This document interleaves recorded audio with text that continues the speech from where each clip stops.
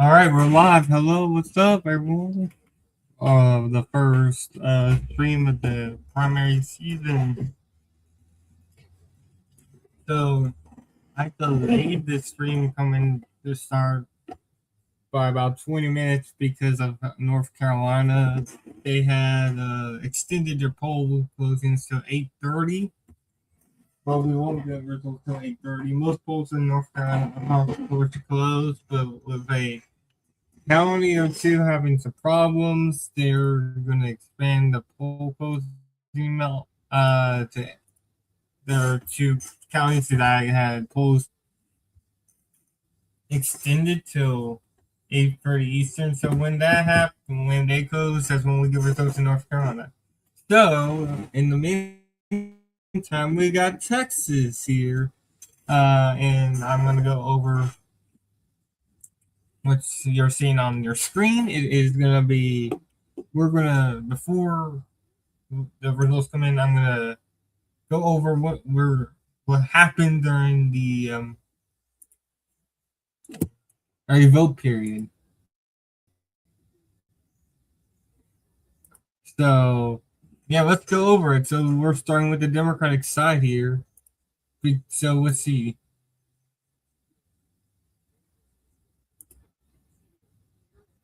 Democrats have Democrats today. They of the last midterm almost over doubled what they had 4 years ago. In this point in the primary 4 years ago, let's just look at something here. Let's just start off Dallas County. This is if you're looking at Democrats, that is Jasmine Crockett. Turnout from 22 to uh, Friday tripled over 3 times uh, the the votes that came in from 4 years ago. And let's start now. Let's go look at Tarrant County. That's for more. Tarrant County again, another county here. Saline County Democrats showed up 3 times as much as they did in the early in the than they did 4 years ago. Saline County there. Let's see here. Let's start now. Let's go to Denton County. Almost 4 times as much turnout as they had 4 years ago. Democrats have been energized again. Collin County, another county where we seen triple the turnout as 4 years ago. All right, now let's go over other counties. By the way, south of Dallas, we got Johnson County, Republican, very Republican county. Here we have almost 4.5 times the turnout there. That is insane. Next door, Ellis County, 5 times the turnout as 4 years ago. That is insane. And their Dallas area, this is Kaufman, I believe. 5 times the turnout as it was 4 years ago.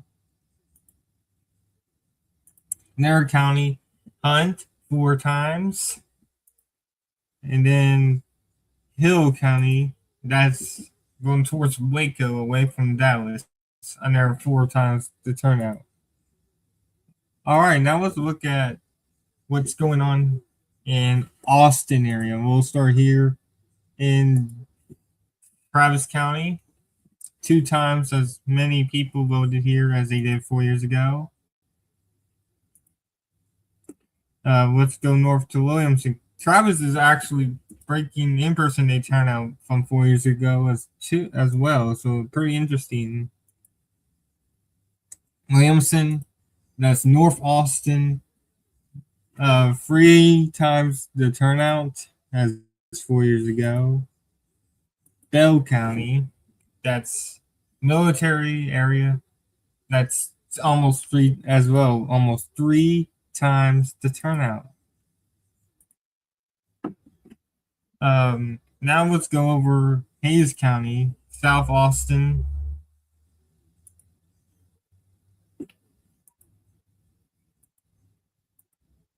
All right, we got Hayes County just about three times as much as 4 years ago. And then let's now look at Bexar County, that is San Antonio, two times the turnout. And then finally, let's look at Harris County. That is Houston, two times the turnout.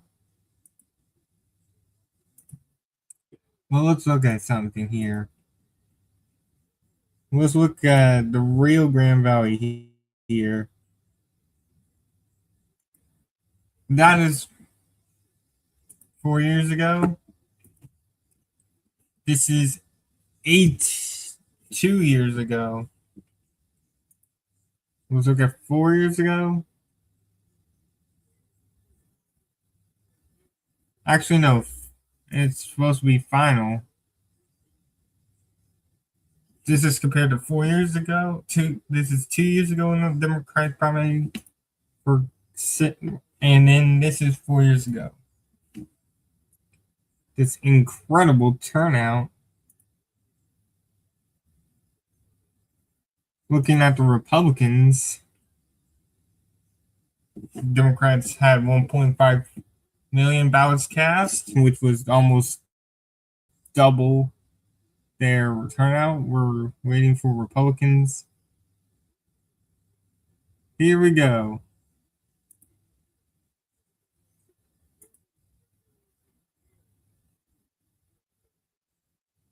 They have not. The data has failed. Whoa, okay.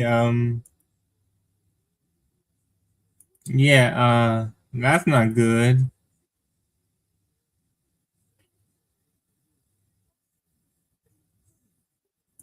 But yeah, as you can see, Democrats have been very effused in this primary. Upwards of 5 times the turnout as 4 years ago in that primary 4 years ago. All right, while we wait, I'm going to go over the races we're really going to be keeping an eye on today. So we have North Carolina's 4th District. Valerie Fouché is facing a challenge from the progressive wing of the Democratic Party from Nita Alam, who has the endorsement of Bernie Sanders. Obviously, and then we got the Senate race in Texas. We have the Democratic primary, Crock and Talrico, and then we have the Republican primary. That's why turnout is very competitive. It's very high. Both primaries are very competitive. All right, now the Attorney General's race for Texas. This is a real Republican. This is the Republican race is very interesting. We have Chip Roy, the congressman, and then Mays Middleton, a state rep, I believe, is running to Roy's right. We're expecting a runoff there for the Republicans in the Attorney General primary. And then we got several House races in Texas as well. We got the 2nd District of Texas. This is North Harris County, Southern Montgomery. This is Tim Crenshaw facing a primary challenge from Steve Tooth. We got the 18th District, Al Green versus Christian Menifee due to the redraw here in Texas. Due to redraws in Texas, Menifee and Green are going to have to go up against each other here. Um,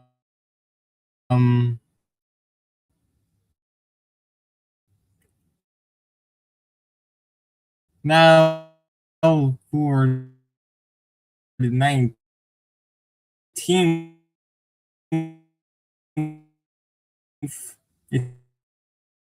It's an open seat. I believe it's vacated by Jody Arrington.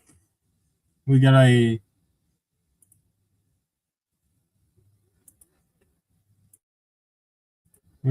it's an open race there. The twin hers era challenging. Uh,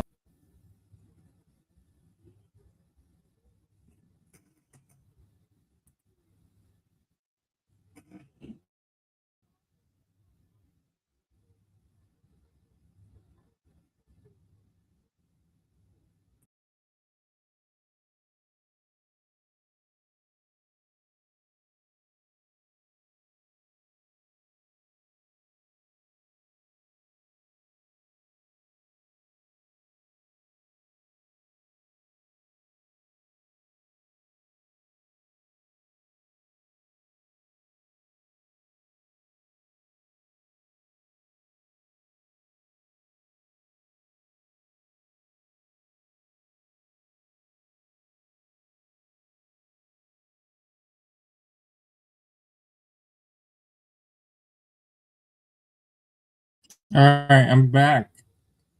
So, my bad, guys.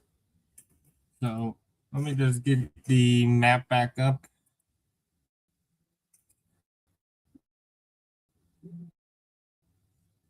So there we go. The map is should be back up soon.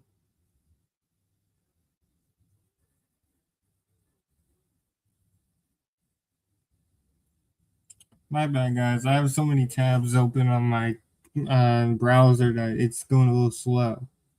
So many races tonight. All right, so like I was saying before, stuff went bad. The 23rd district, we got incumbent Tony Gonzalez, who has recently gotten himself into a big scandal. He is facing off in a rematch of 2 years ago against Brandon Herrera, who is running to his right. Um, and again, Tony Gonzalez had a pretty good chance of winning until that scandal broke. Now his party's turned against him, and he's in deep, deep trouble. Another race I'm watching is the 31st of Texas. We got incumbent John Carter facing off against a load of primary challengers. Again, the Samwell guy, Valentina Gomez. Um, we got a lot of guys running against John Carter in the 31st. It could be so bad vote splitting that it could force a runoff, but I think John Carter should do pretty fine. Should be pretty fine, but it's just something to watch. And finally, in Arkansas, we got the second district of Arkansas. Republican groups have started to flood that race for Prince Hill's opponent in that race, so it's something to maybe keep an eye on for future reference. All right, so we're about 6 minutes away from the poll closings. I'll be right back.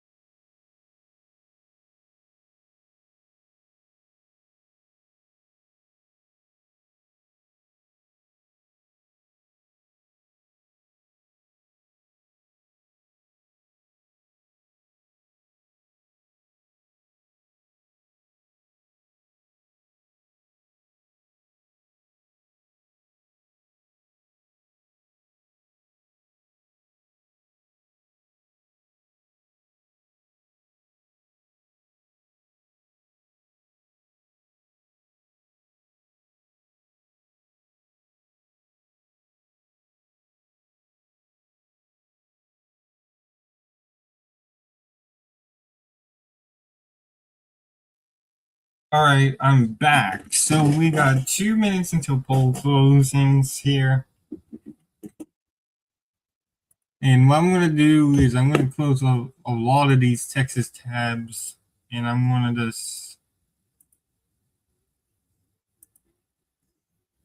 I'm just going to use the key races power of and for the congressional races in Texas because there's so many. There's just so many of those races that I think I'm just gonna just use the key races tab in the New York Times that are not.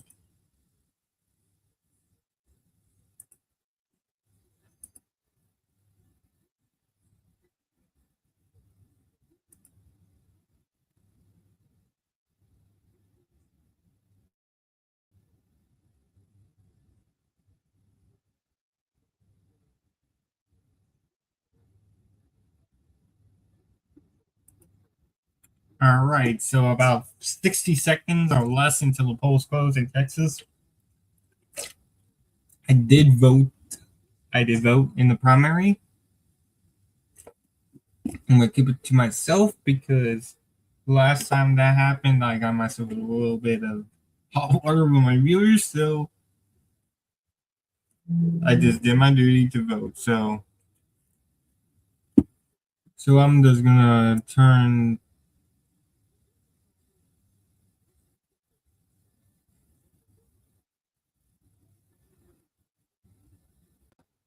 All right, so we're very close to poll closings.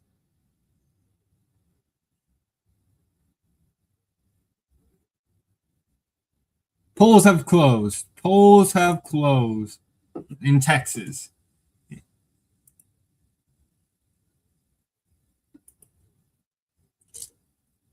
Polls have closed in Texas. Polls have closed in Texas. And we're going to get results very quickly now. So here we go.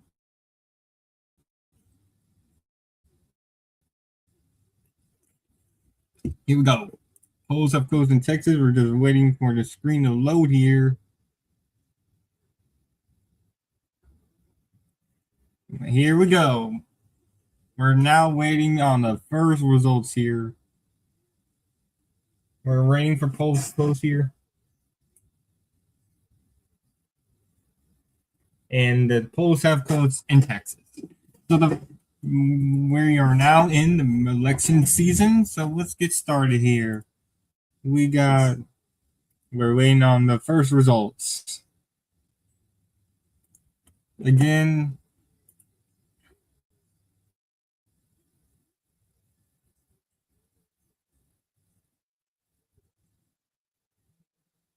we got our first results. We have our first results here.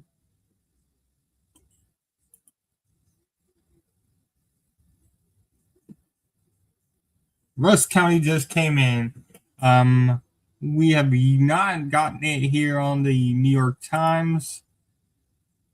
We have not yet gotten Rusk County as just came in for the NBC broadcast. We have yet to get it in here for the New York Times. It is a very good result for Jasmine Crockett. So we're just gonna wait. I'm gonna reload the tab.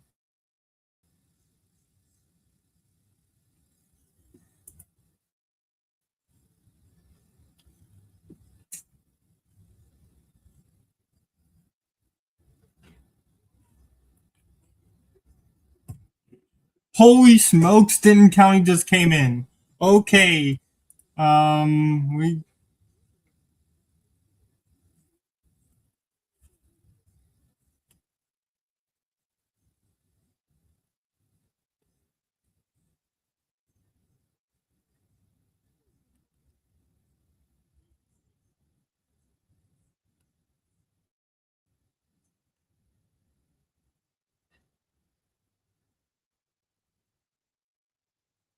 Denton County just came in.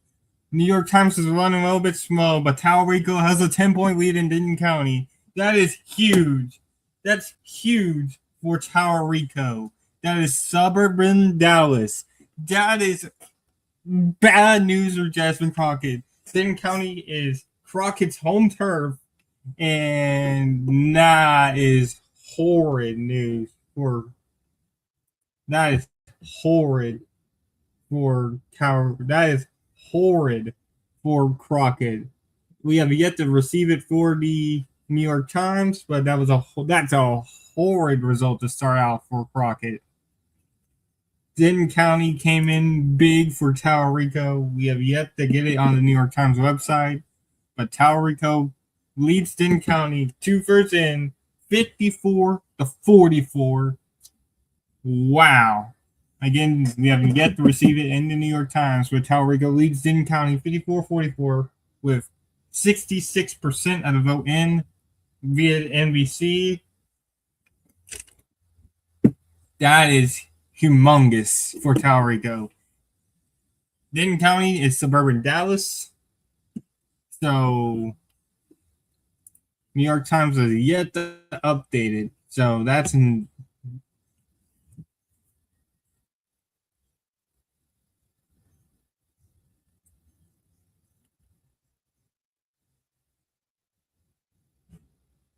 Okay, there we go. Denton County's in, and it is 2/3 of the vote is in. 55-44. Huge, huge. And we can now project the Great Gabbett has one.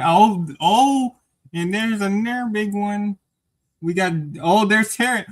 Quick votes are coming in quickly. Tarrant came in.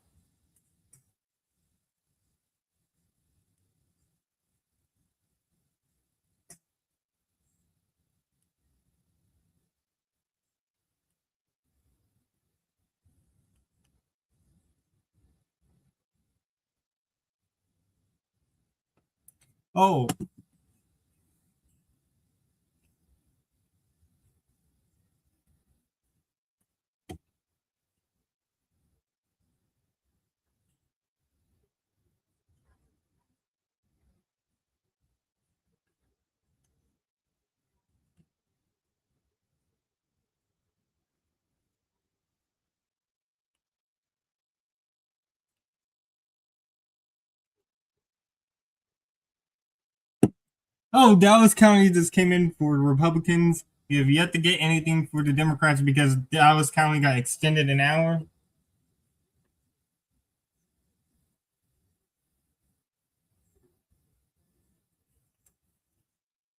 That is huge. That's huge.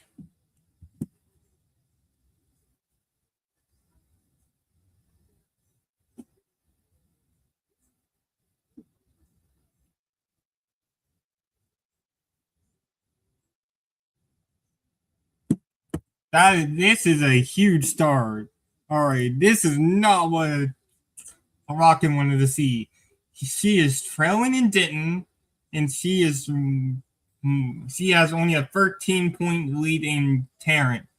Ooh, that is bad news for her. In Ellis County, that's South Dallas. She's dominating. 71-28, and then over in Mid, she's also dominating 71-29.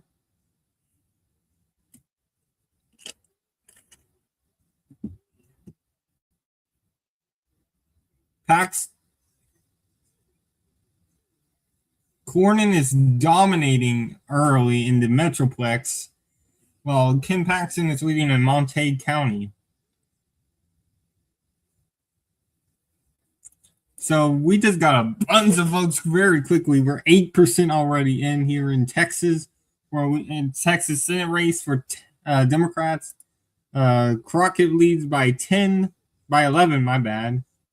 And then in Republicans, we got 10% in. So again, we got results out of Dallas because for the Republicans, but not for the Democrats because we got errors in Dallas County for Democrats. So, we got more results. Tallarico just gained, and it's Rockwall County. Tallarico reads.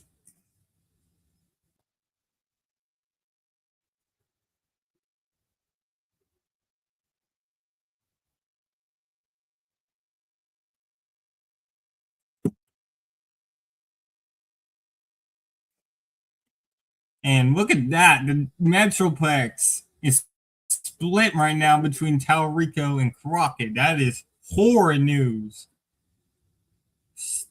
In my opinion, Crockett probably needs to win probably the whole Metroplex to win. It looks like Paxton is taking leads in Kaufman and Lockwall. That's the other part of the Metroplex, the eastern part of the Metroplex. Good start for Paxton and Tallarico, in my opinion. But this was first big nuke was Denton going to Tallarico. And I think Crockett is underperforming what he needs in Tarrant. We've got more votes coming in. It's Robertson County. And it is Crockett leading 63-36.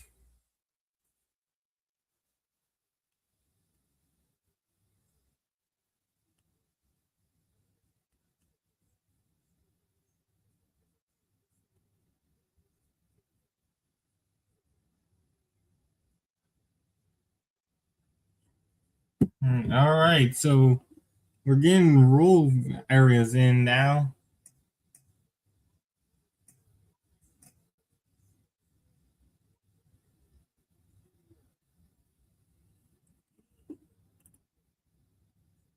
All right, it's starting looking good for Tallarico early. Let's go over to the Republican side right now. We have not got Robertson County, which we did for the Democrats. It's mixed bag so far in the Metroplex. Leslie Hunt, polls have had him between 10 and 30% in the lead up to this primary. Right now, he's at 13%. You got to watch the Wesley Hunt number if you're Republicans. If you're Cornyn and Paxton, if Cornyn and Paxton want to win outright, Wesley Hunt needs to be around the single digits. But right now, it looks like he's getting about 13, which might be just enough to force this to a runoff. But Tallarico starting off with some early momentum up.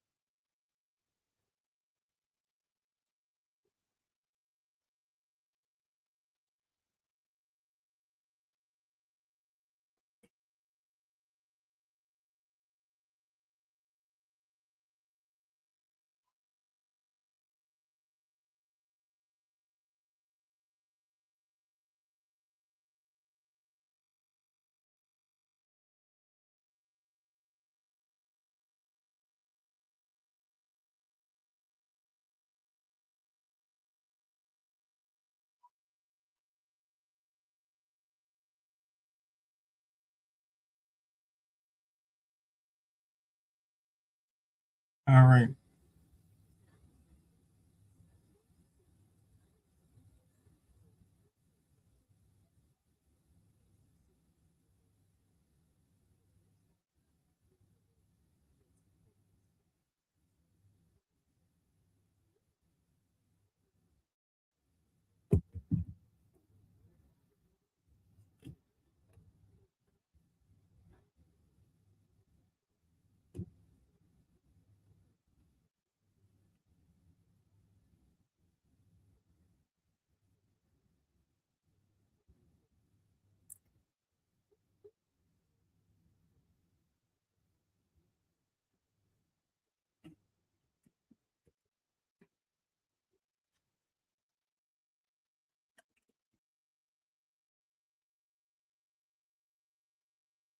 All right, so let's go over to the Attorney General primary.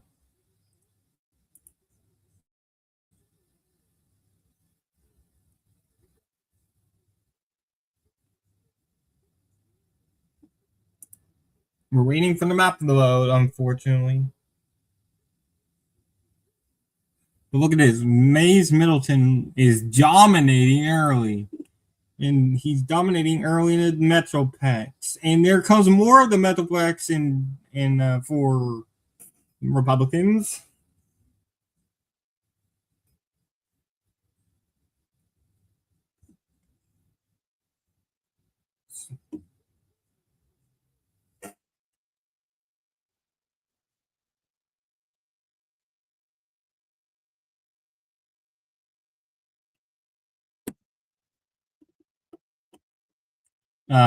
Right now, Mays Middleton is doing pretty well against Republican Congressman Chip Roy. I think Middleton is endorsed by Trump.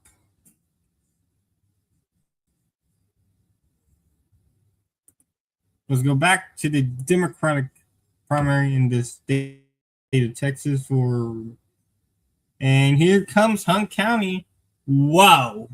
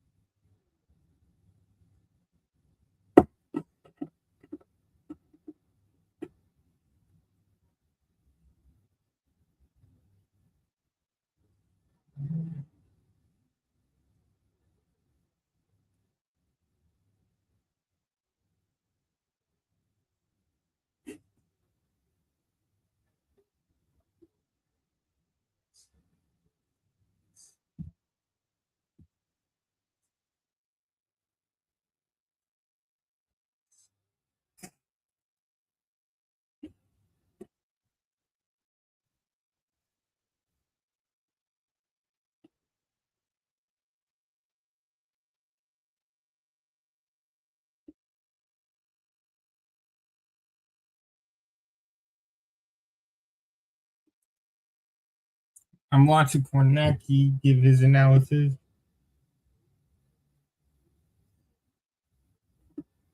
Democrats actually showed up more than the Republicans in the primaries this year by the final numbers. 5 million voted, almost 5 million, 4.5 million voted in the primaries. Democrats had 2.31 mil, Republicans had 2.18 mil. So pretty good stuff from the Democrats who voted. They show a lot of enthusiasm, but again, about. All right, so let's go over some of the congressional races right now.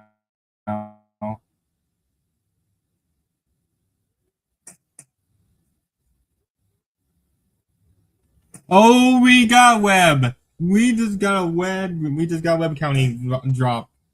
We got Webb County dropping.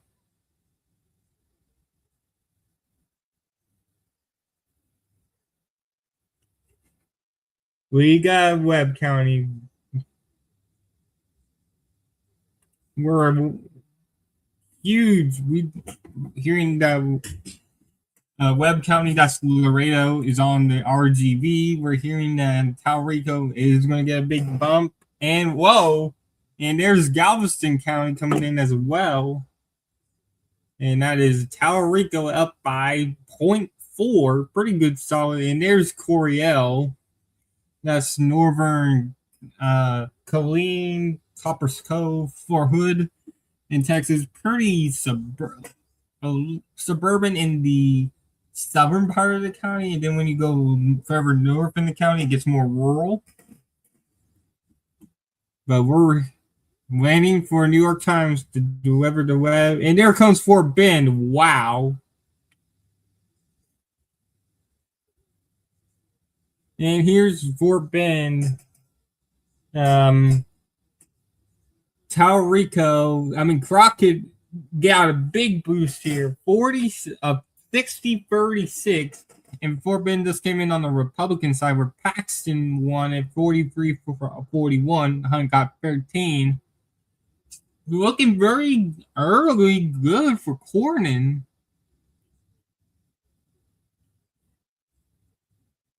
I mean, this is very, if what I'm hearing from Laredo is accurate, that's very good for, is very good news for Taurico. But we have yet,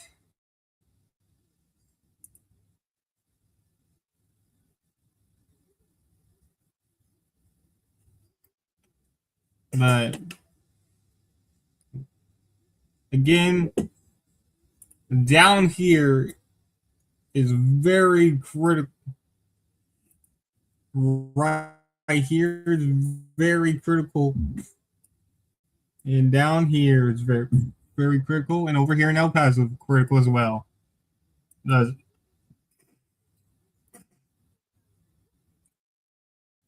but yeah, we're waiting on Webb. I'm hearing that Webb County is looking very good for Taurico.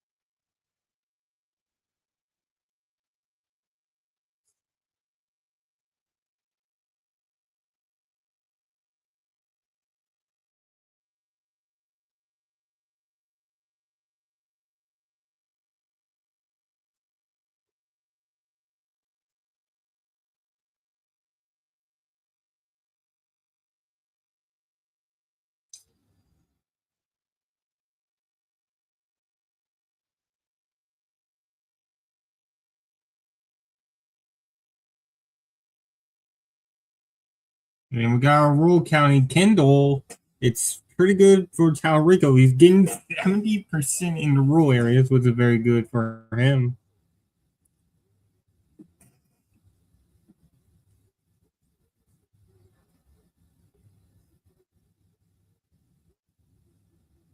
Oh, Galveston just dropped more, and it's Taurico expanding his lead.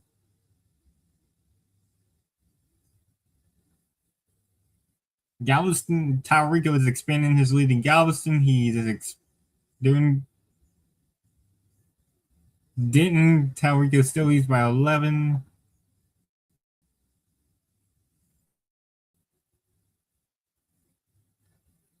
Oh yeah, we're getting results in Texas 18. So I'm gonna go ahead and go over there.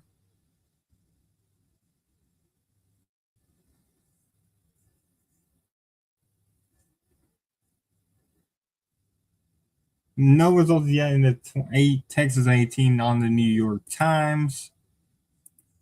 Um, Again, if you're Taurico, Austin, San Antonio, very critical.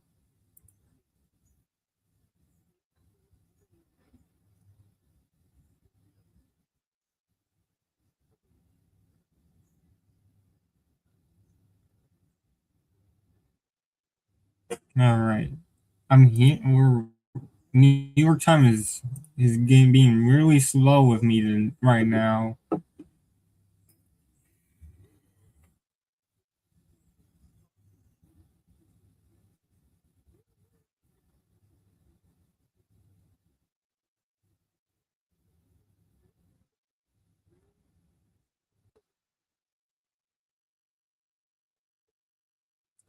All right.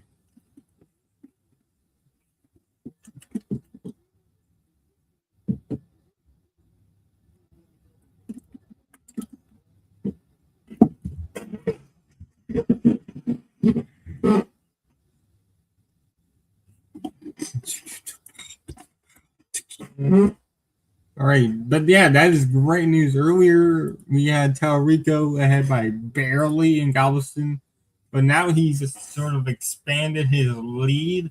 He now leads by about 2 points in Galveston. Polls are about to close in North Carolina, so we're going to get results very soon there. For the Republican primary, again, very good results right now out of DFW for John Cornyn. He probably needs good turnout there.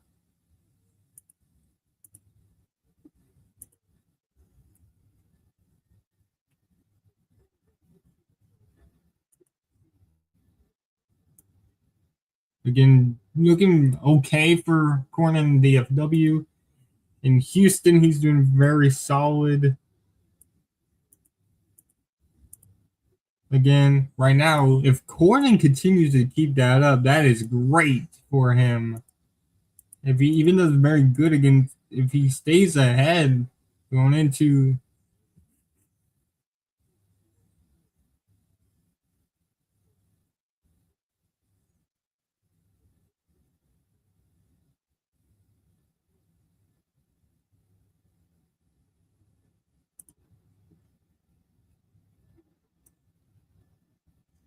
right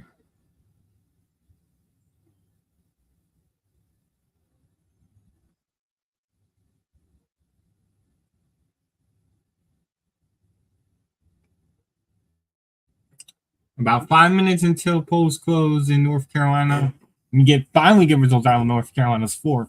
Very crucial House race there for the pending progressive moderate divide in the Democratic Party.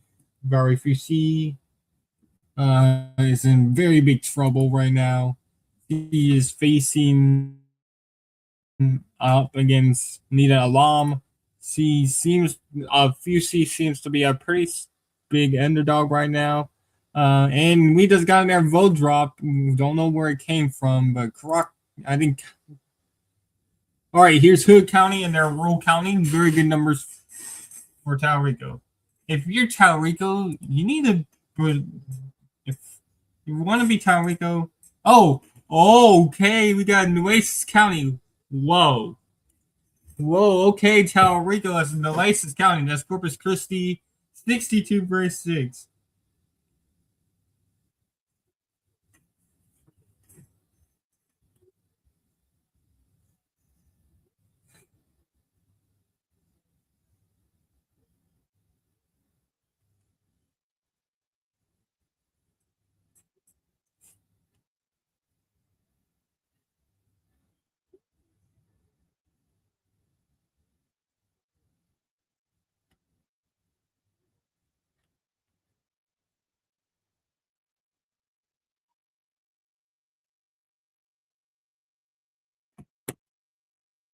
Taurico leading in Corpus Christi. That's big for him.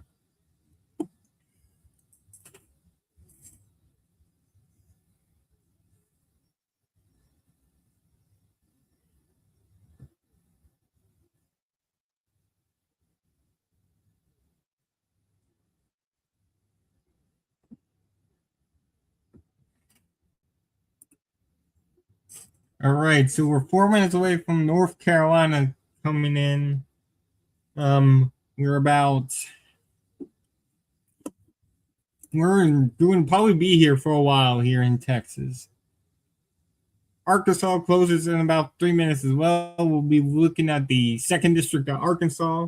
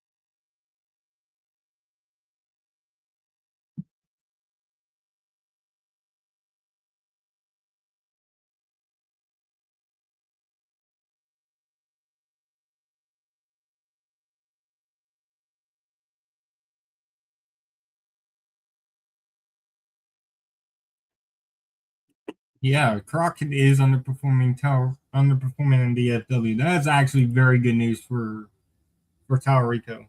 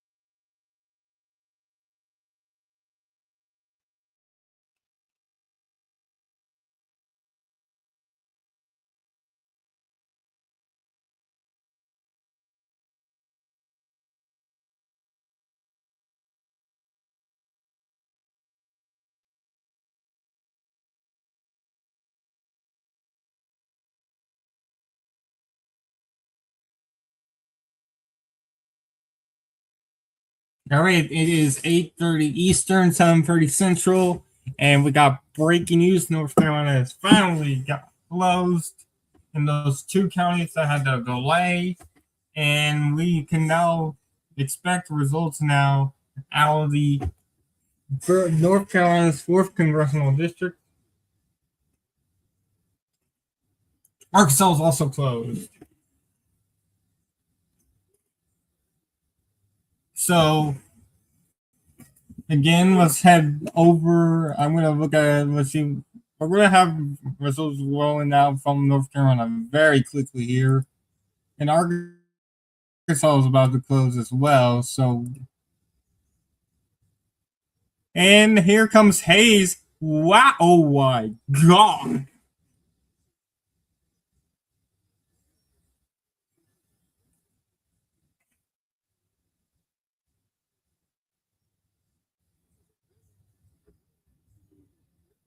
Talrico gets a big win in Hayes County. That is huge. That's his home base. And that's south of Austin. That's his home base. He's doing, and Grayson County just dropped.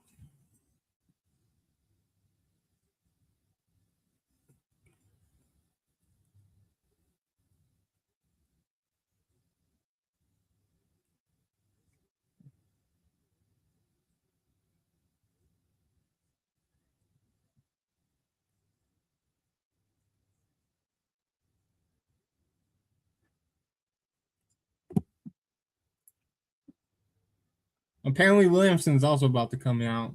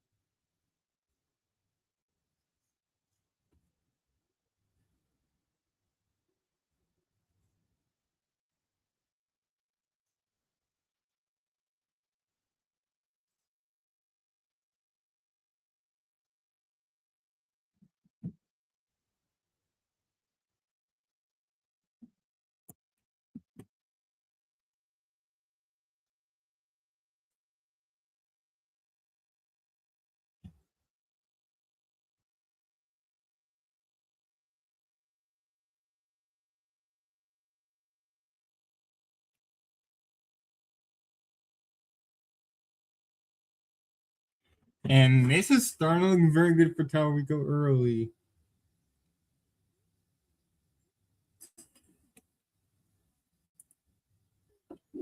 Good start for Talrico so far in Uh, Austin.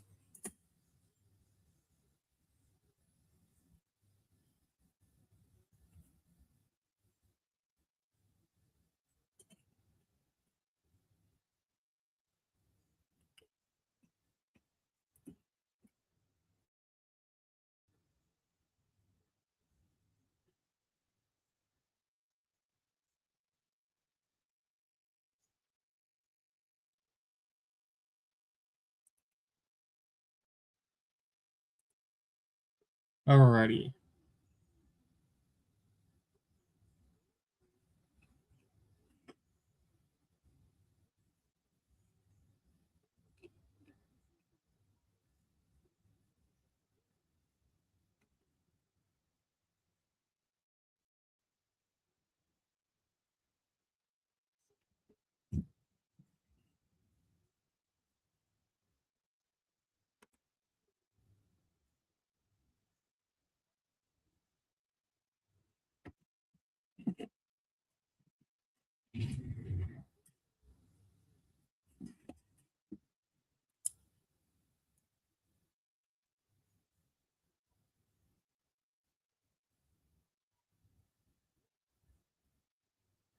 Oh, we got our first results in North Carolina 4. We're getting our first results now in North Carolina 4, and it's wow. All right, starting off here hot for Valerie Fouché. She leads 50-48 in Durham. Orange, she leads 56-41.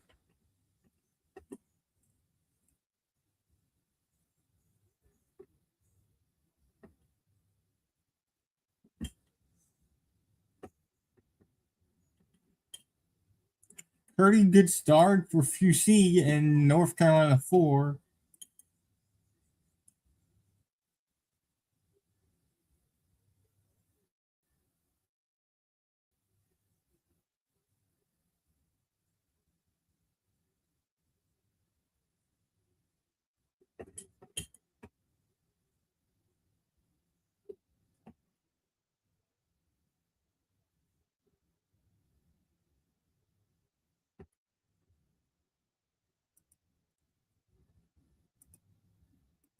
All right,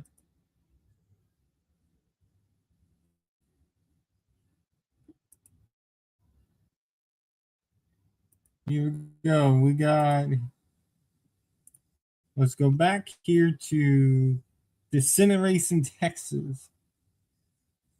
Cornyn doing pretty good. Cornyn won the race, is winning in the races.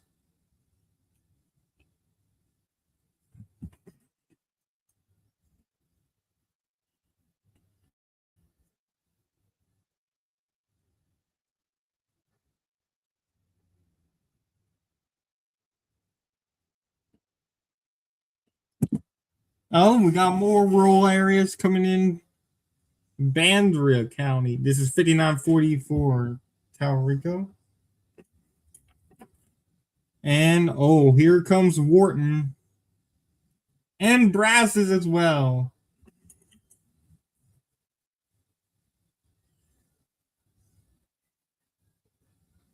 That's big.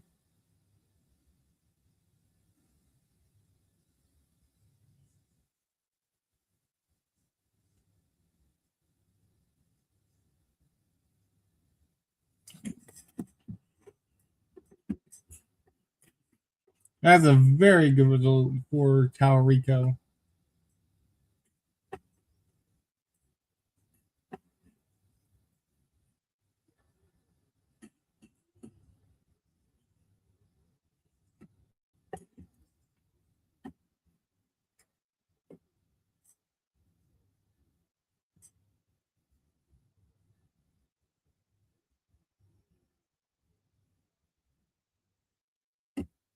Here comes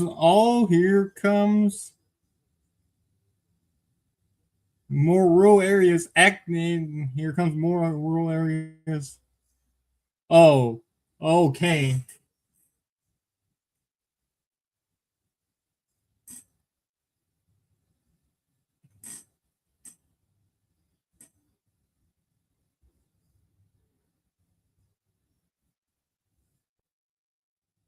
63-34 Rico.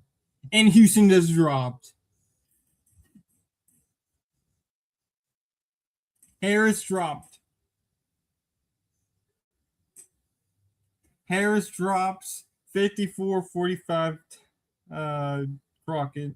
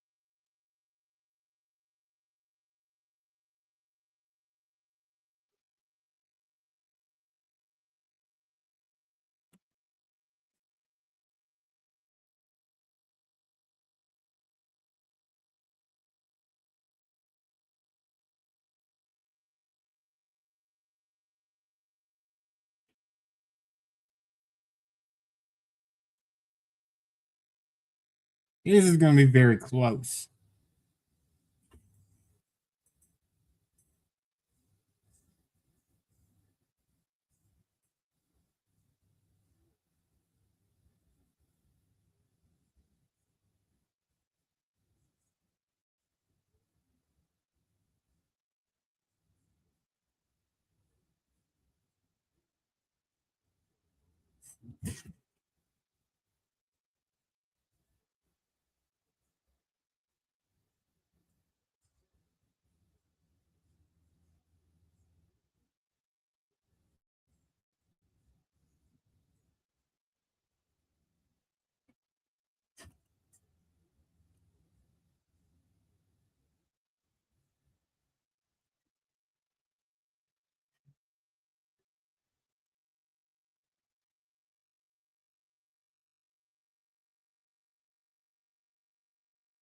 And Rico has the lead in the state of Texas.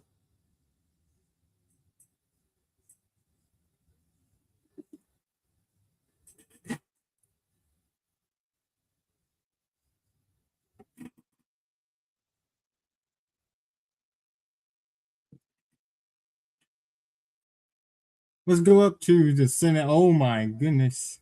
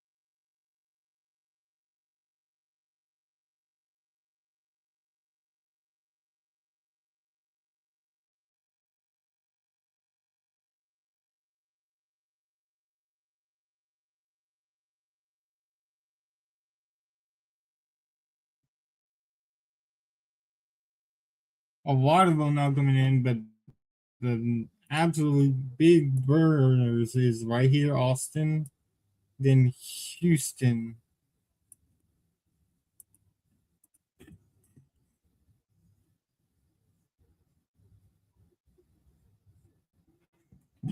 Brutal Travis result for Crockett. But she still has Dallas, which closes in about an hour and a half.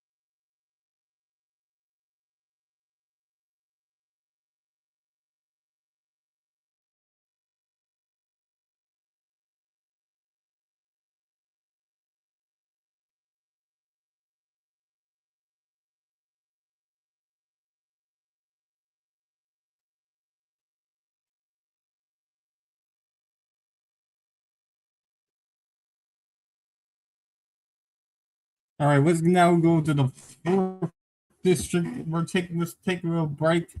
Let's go look at the some congressional races here in the fourth district. Durham, we have not of North Carolina. We have not yet gotten a winner or any more results. I do not think we've gotten anything out of Arkansas second district.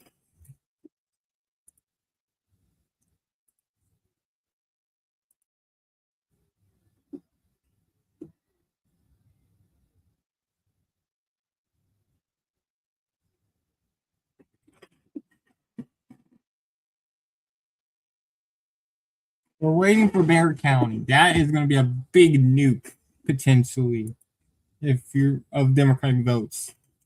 Well, if Tallarico wins San Antonio, that's going to be huge.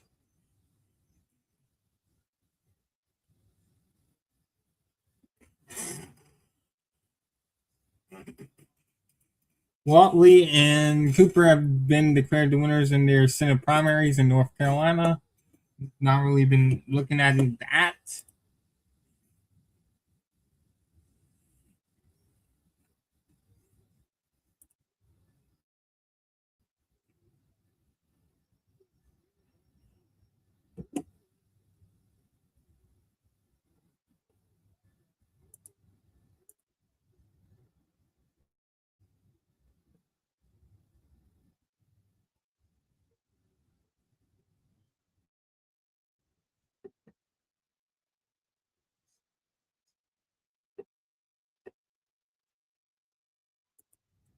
I'm hearing that.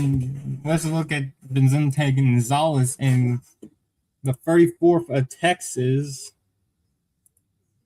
Okay, that is not so great result for him. He may still win, but it's going to be. This is not a good result if you're an incumbent. If you're an incumbent here and you're getting somewhere around this, not great, not strong at all. We'll keep an eye on it. If he falls under 60, that's going to be a real big issue for him in 2 years. Ira Flores, the I think it's Eric Forrest, my bad, has a lead in the Republican primary. Another race I've been watching is my new district. It's the 31st. We got incumbent John Carter only at 50 the vote, and but that is still a very bad result for an incumbent to be in. But again, saying, I've been saying,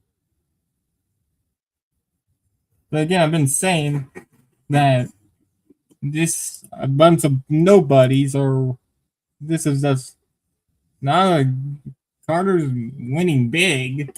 He's only at 53%. This is not looking good for him if you're an incumbent. If you're an incumbent, that's not where you want to be. Very not so good performance. Collin County's in. Okay, we just got Collin County. We're getting Collin County pretty soon.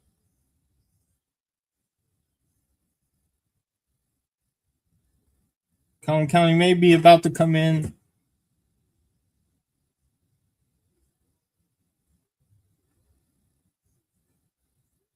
Whoa.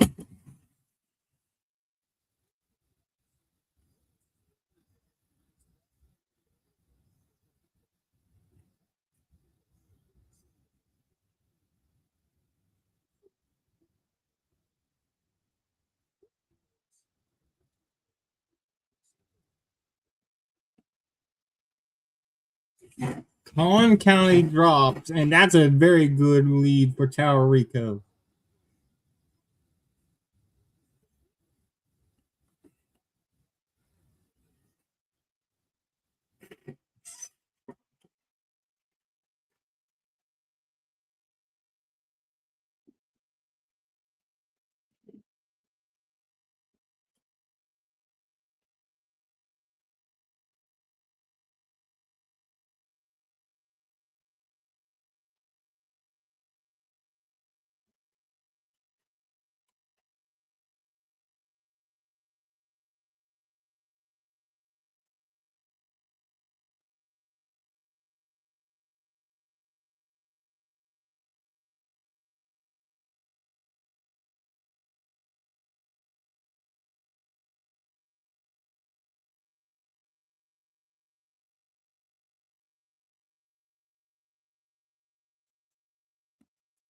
Oh, okay. Bell just dropped. Bell County dropped. That is a big lead.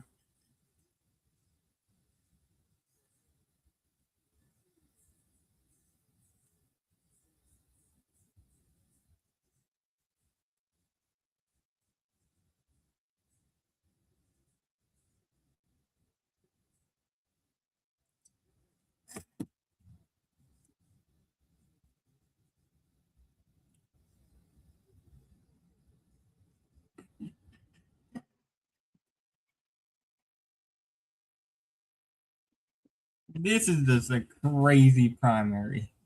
The further the vote ends, Rico has a 6 point lead.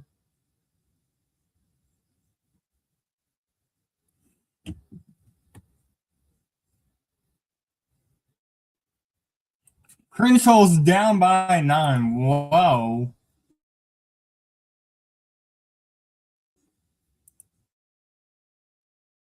Crenshaw is huge.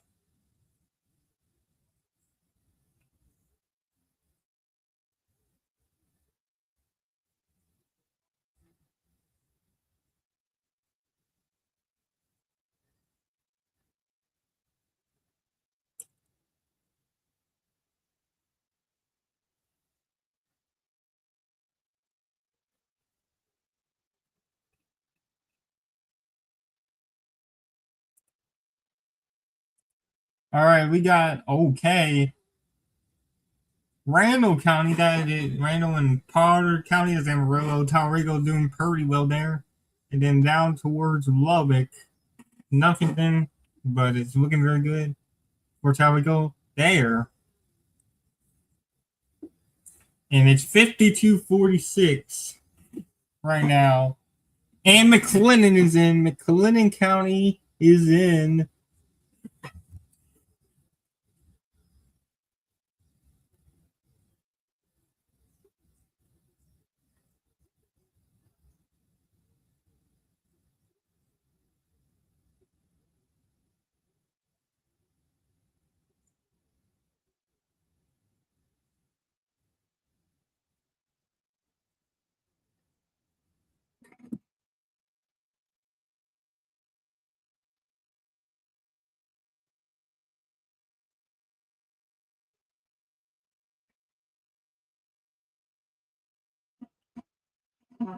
And we're getting more votes.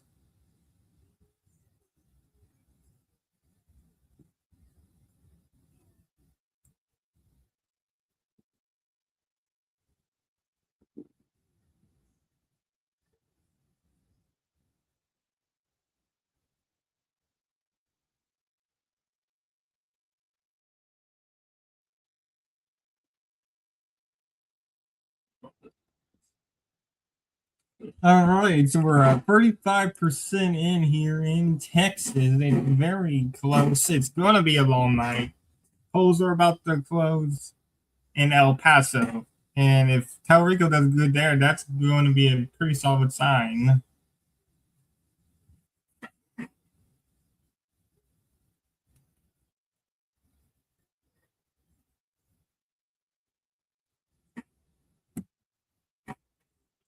We're hearing that Talrico is a firm favorite. I mean, you gotta wait on Dallas, but if you're Crockett, you would have loved to win the whole Metroplex here, but she's not.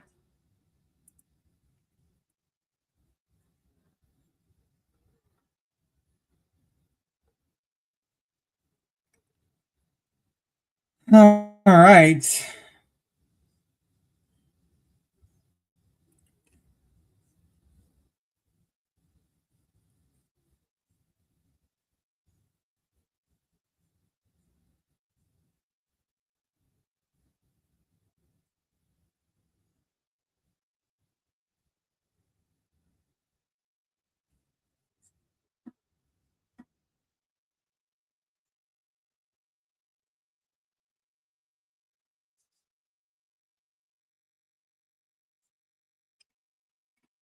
Yeah, the big nuke that still has yet. We have two big vote areas that have yet to come in still. Dallas and San Antonio. I doubt this race is called before we get any of the votes there.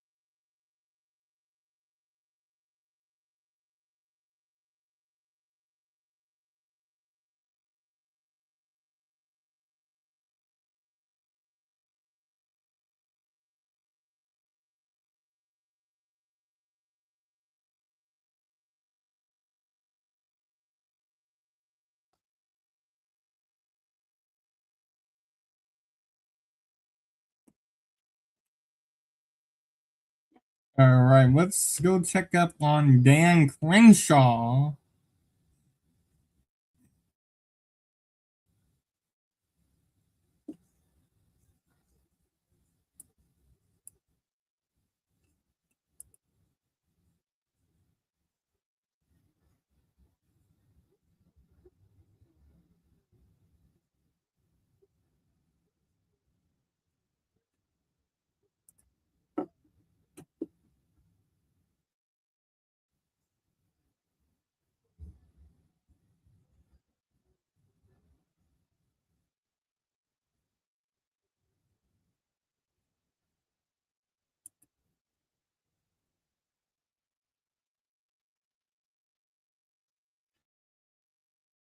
Wow, okay, Crenshaw.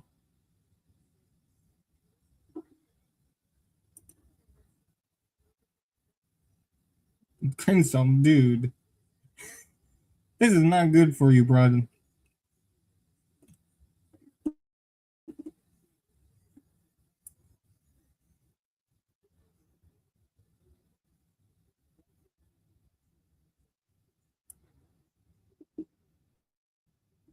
All right, let's go back to the Senate race here. Polls are about to close in El Paso County, Texas. We are going to get a big vote bump here for the Latinos, El Paso and Laredo.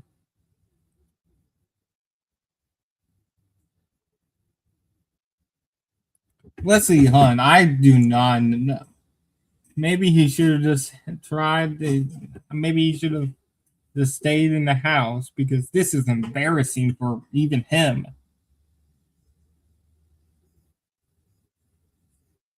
I mean, this is still a very solid performance right now from John Cornyn. I mean, it might be a very close runoff. New York Times did Paxton dirty with that picture, though.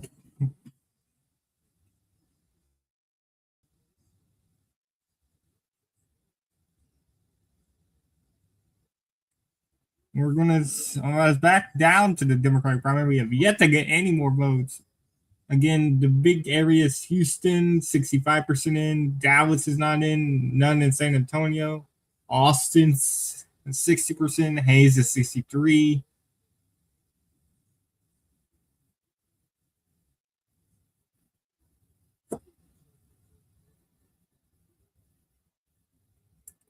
And we got another minor county, Jasper County.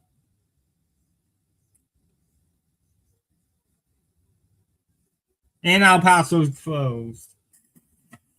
El Paso is closed.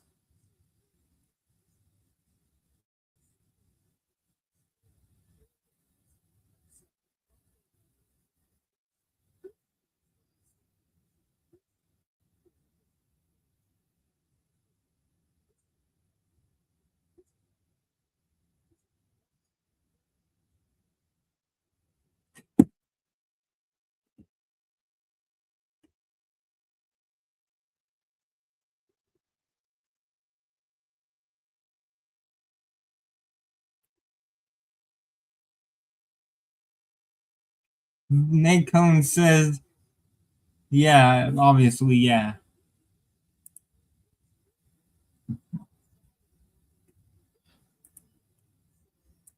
Again, El Paso County is closed. They go until 8 Eastern. 9 Eastern, my bad. So we'll probably get about four a big batch of votes there.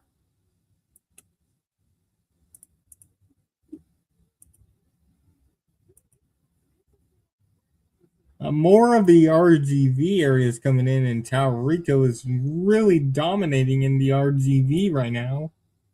I mean, not really what he. Here comes Southeast Houston is Chambers County, and okay, that's some of the weakest so far for Crockett in the Houston Metroplex, Chambers County.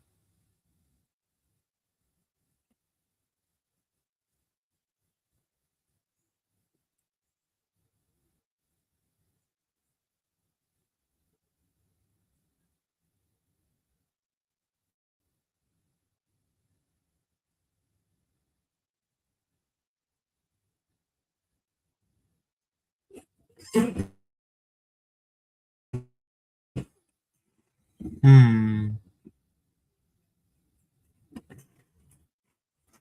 Well, again, we're. I say I lean. I say probably. I would say it's Taurico who's a favorite, but if you're looking at this, there's still a chance that none of these guys get to 50. And this toxic race would go on for another 3 months. And I honestly do not want that. I doubt any a lot of Texas voters want that. Um, but yeah, if you're looking here, Rio Grande Valley and San Antonio and Austin really is going to be where Taurico wins or loses this race. He's doing very good up here in DFW. He's outdoing expectations there.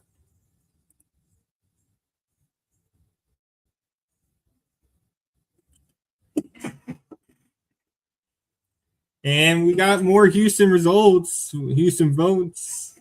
Well, not we got Congressional District 18. Menifee has taken the lead.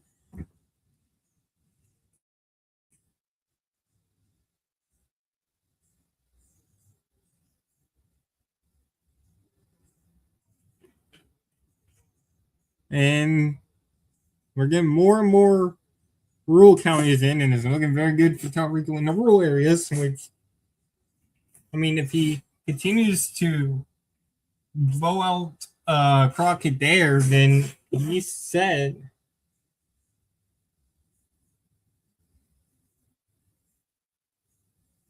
Oh, Bell just came in the Republicans, and that is 47-33 Cornyn. Wow, okay. Cornyn is up. And there's Webb. There is Webb, and Webb is starting to come in. Webb is coming in and is hot for Paxton's 42-31. I've not yet gotten it in the Democratic primary, but well, if you're watching in the Rio Grande, if you're watching the Rio Grande Valley, Webb down here, Hidalgo, Cameron, Willacy, right here, Corpus, San Antonio, El Paso. If you're watching the Latino Belt, that's where Rico needs to watch.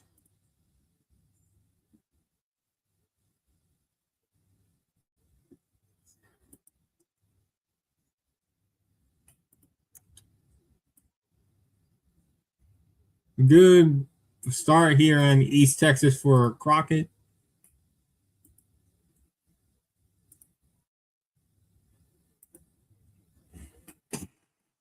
Sylvia Garcia is at 56%. Not a good showing for her.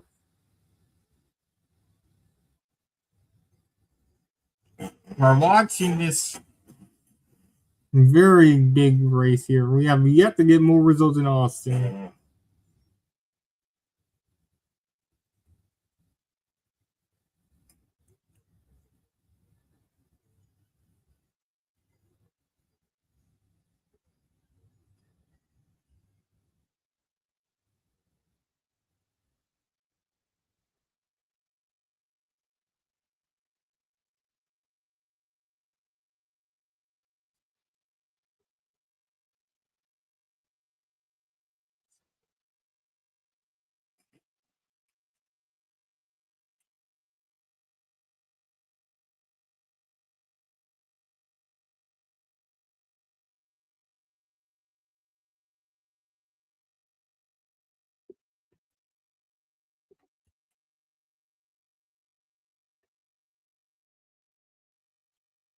Dude, Corn is just dominating in Dallas.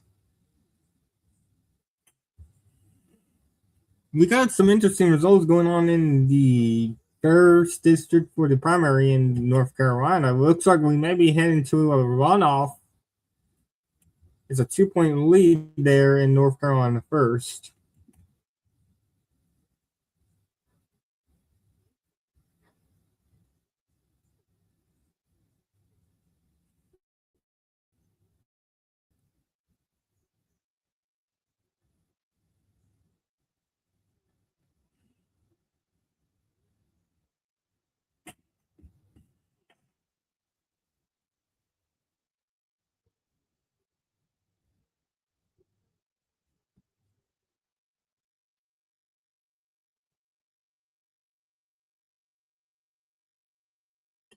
Again, we're still waiting on. We have not yet gotten a lot from San. And there's Webb. There is Webb, and Talrico just benefited a little bit, but not much. 65-31 in Webb. 65-31 in Webb.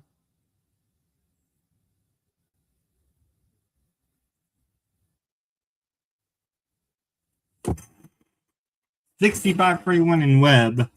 Let's look at Cameron 63-44, 54-41, 58-38 in Brooks. One of the only RGB counties that went to Kamala 2 years ago. Well, 18 months. Did we say 2 years or 18 months ago? It was 18 months. Around 18 months. So around 18 months ago.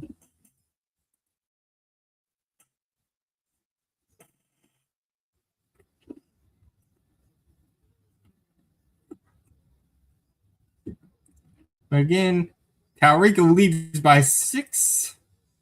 So there's a chance this still goes to a runoff, which I doubt, and nobody wants that. If you're Talrico or Crockett, because if you need to get a, I believe that it's safe to say we are going to have a runoff in the Republican primary between Paxton and Cornyn.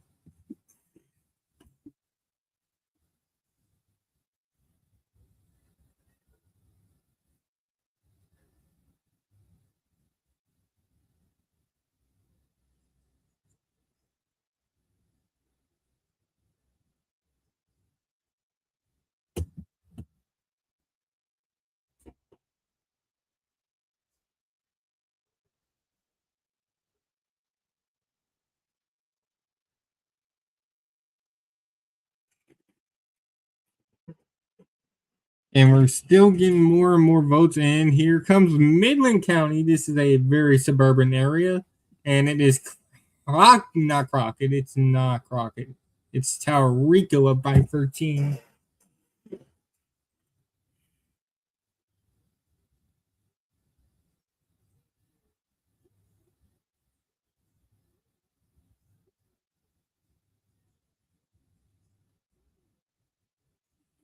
And we're getting more and more urban areas in West Texas coming in for Taurico, which is good news for him.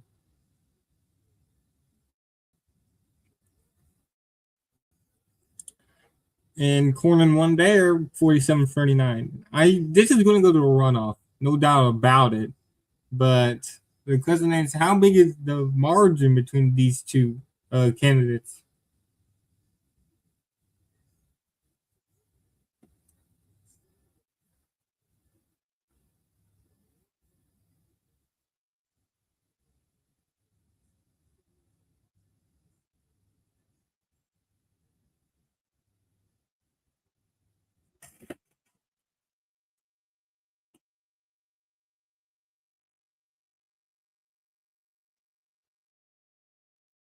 Yeah, Dan Crenshaw is 100% underdog right now, which is not.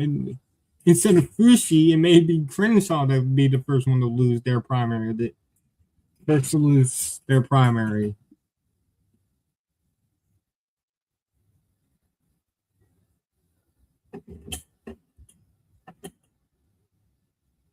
I say Crockett's a pretty little bit of a sizable underdog right now, in the Senate race. Talarico continues to gain votes in the rural areas and continues to gain votes here in the RGV.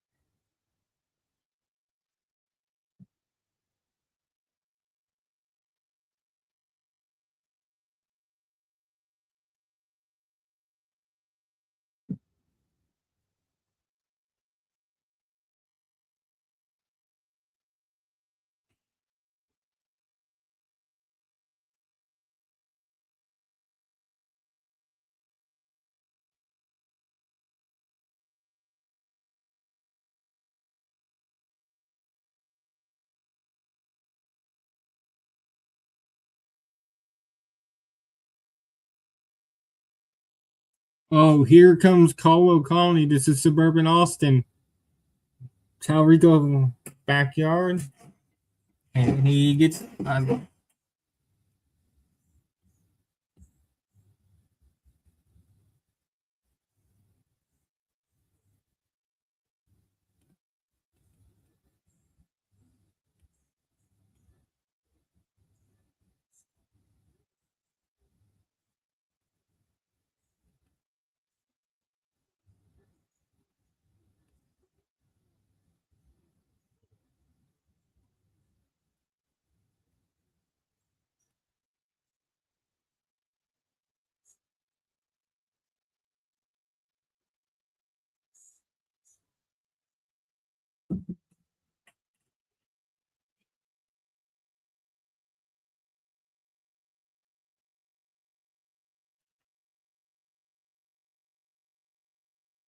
So we're just.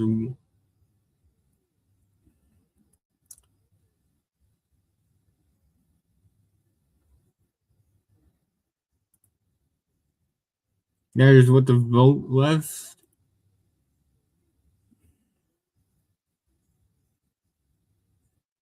And we got a call. Did we just get a? I think we got a call in the second district.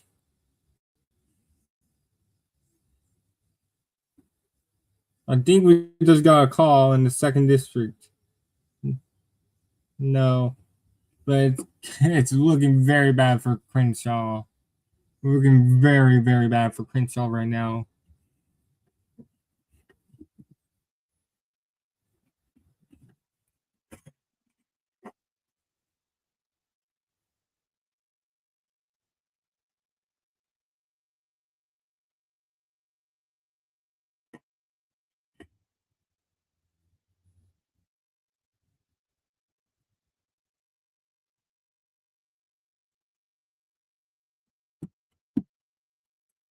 All right, we got in there RGV County. We got Terrell, and it's 7624. That's 50.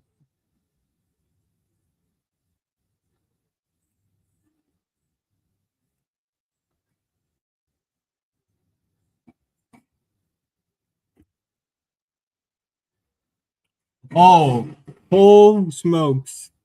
Here is Montgomery County.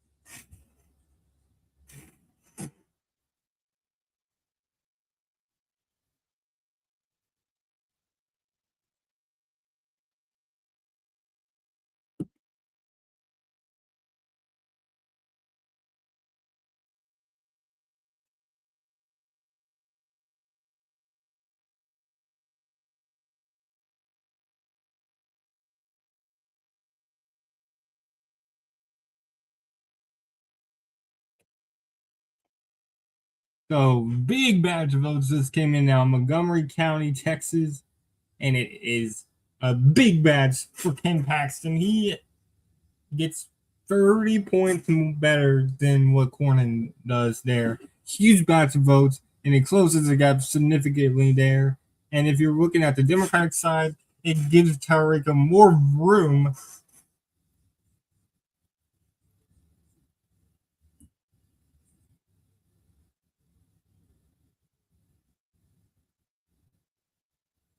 We're about to see a ton of incumbents go down.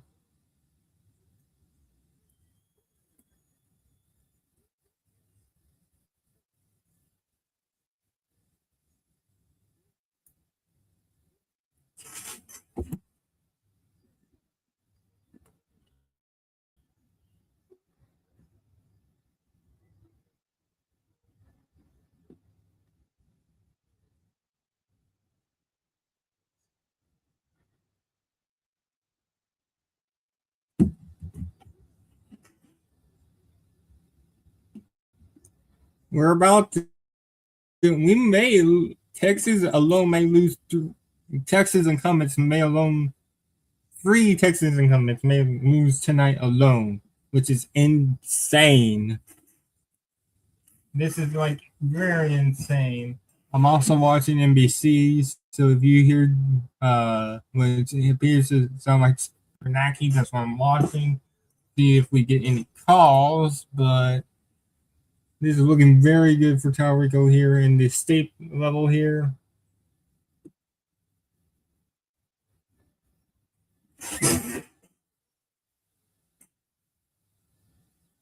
It looks like Richard Ojeda may be back. That's crazy.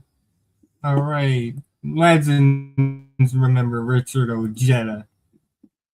But again, we're still waiting on San Antonio and Dallas.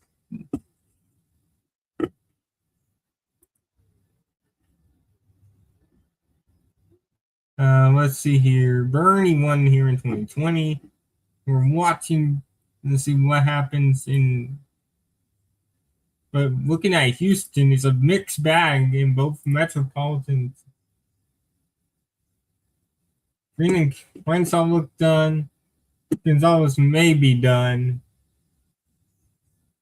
And Fushi in North Carolina 4 also looks very maybe in a race as well. So 4 House incumbents tonight may fall, which is insane.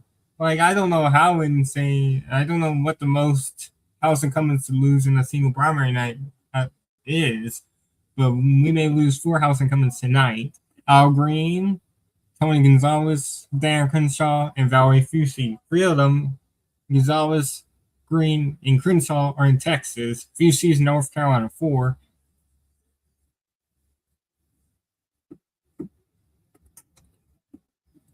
But yeah, big votes came in. It's Montgomery County, north of Houston.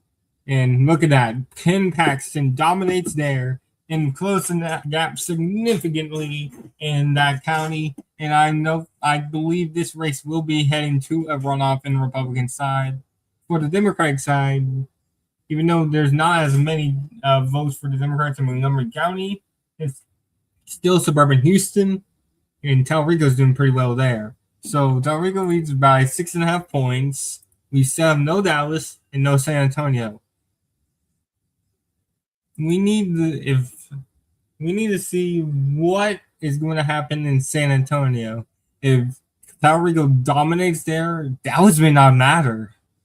That's what I think. If Talrico dominates San Antonio like he has been doing in Austin, then it may be over. But again, it's too early to tell. As always, we cannot call things, and we're going to still be here for a pretty big while. We've still got like an hour before Dallas closes. And in the Republicans' corner leads 53-31 in Dallas. But yeah, if you're James Talrico, you should feel a little optimistic, but you should not get over fusillate yourself, because this is still anyone's race right now. Also, we need to watch El Paso. El Paso County. El Paso's the 6th biggest city in Texas, behind San Antonio, behind Fort Worth, Austin, and there he is. That's San Antonio. San Antonio just dropped. San Antonio dropped 57-42 for Puerto Rico.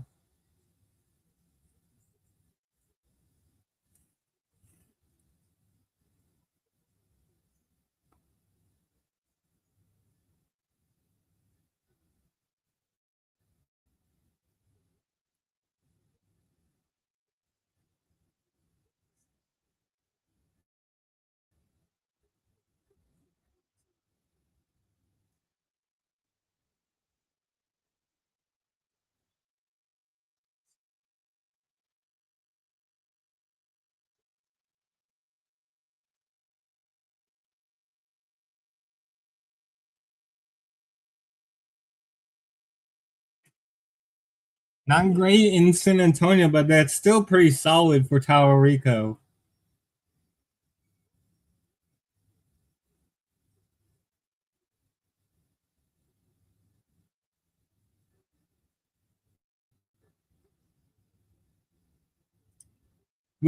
I forgot Hidalgo. We still need to look at Hidalgo.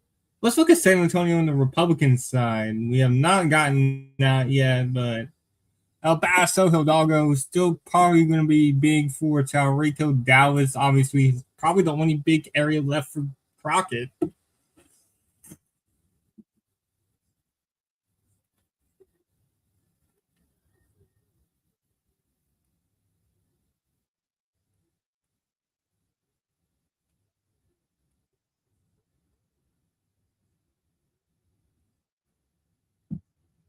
Still looks good for Puerto Rico. My opinion is still looks very good for Puerto Rico due to uh, how he's doing in the RGV. Hidalgo and El Paso still needs to come in. But again, Bexar County, he leads by 14, I mean 15, but still we're about halfway through the vote here in Texas. Puerto Rico leads by 7, 53-46. Along continues to catch up. We'll go look at it in a little bit. It's gonna be tight. So Gucci somehow might be the one that survives, but again, we may lose 3 to 4 House incumbents tonight. Tony Gonzalez may go to a runoff, but he looks dead in the water there. And here comes more votes for Puerto Rico.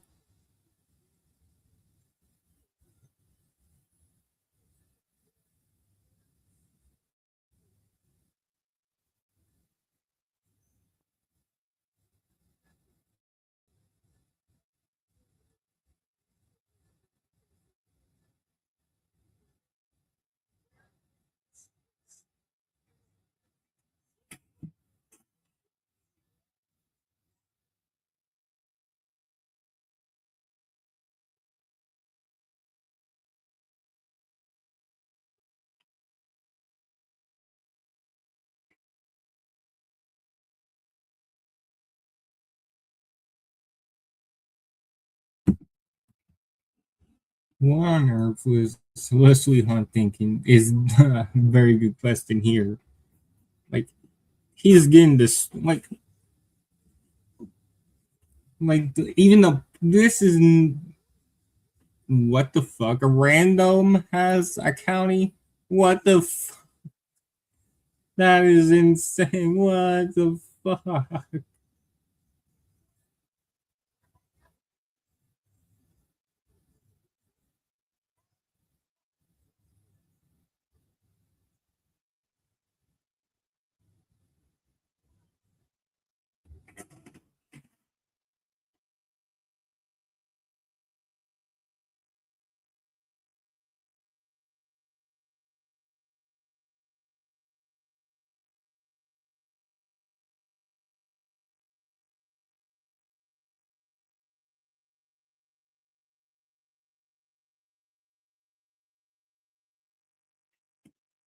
I think it's about that is Grenshaw's done. He's down 28 points in his primary. He's cooked there.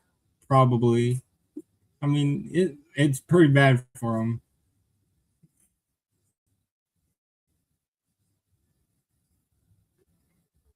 He needs a big miracle to even force a runoff.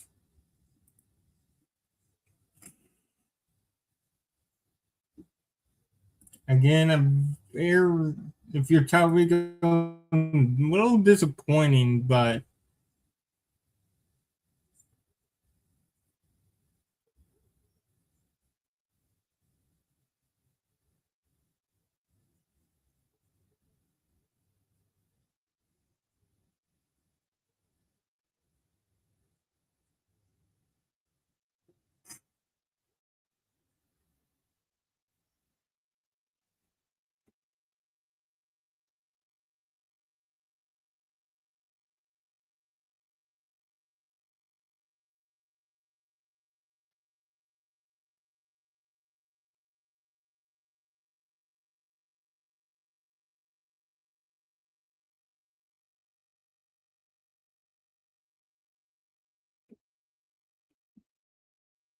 yeah, horrible result for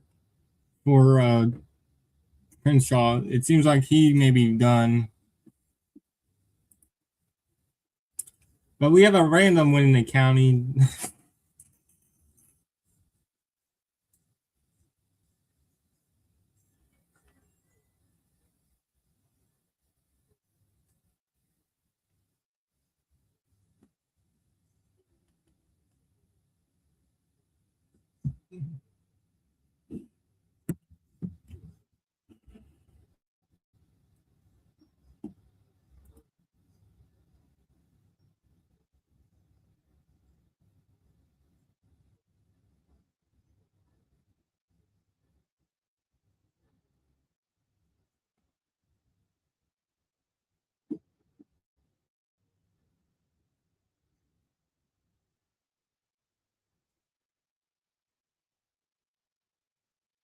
We're still waiting on results. I'm sorry if I'm boring you guys, but we just let's check up on the attorney general's race. Let's go with the results here. So in the attorney general's race, we're waiting for this thing to load up. And here we go. There we go. I think this is pretty very far behind, but it looks like Roy and there we go. It looks like Roy and Middleton will go to a runoff. I look at this map. It looks like Roy and Middleton will go to a runoff. Roy's doing pretty well in his district, but Middleton's doing very well everywhere else. Joan Hoffman, Aaron Reed's sister as well. Um, I mean, yeah. Look at the Democratic primary. Nathan Johnson is dominating, but he will probably also go to a runoff. Box and Jaworski also winning some counties, including Webb, Loving, of course. Yeah, this is just interesting here for the Attorney General. And we got more votes here. Middleton continues to lead. It's going to be a nail bar. Let's go over to the 4th District in North Carolina. This is a true nail biter for a congressional primary. Um,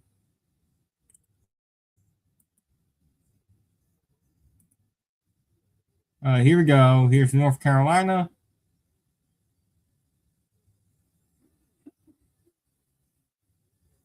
Bear came in for 20 the Republican race in the 23rd, but look at this. Nina Alam has the lead in Durham. Very small lead, but she does have a lead.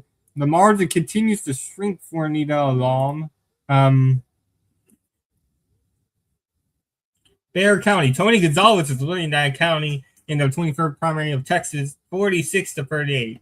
That's actually great news for him. It may be enough to force a recount, a runoff there, but again, let's also go down checking on French Hill.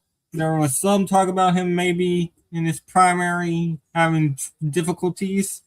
We'll see what's going on there in a few moments when it reloads. Do we have any results there in the French Hill?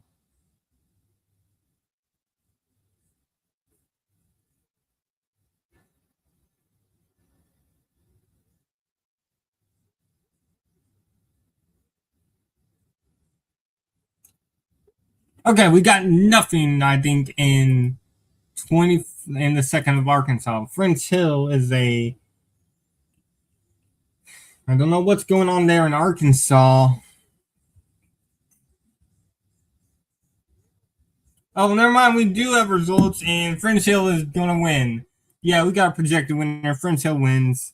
Not surprising, but groups came in late into this campaign to try to get him, force a little scare for him. It doesn't work. He's getting about 80% of the votes. Uh,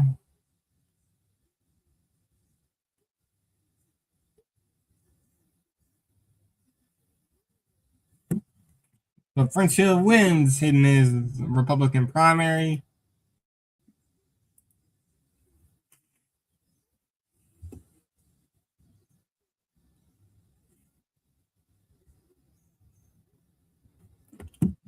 All right. So we're about 2 hours into the stream, and we got.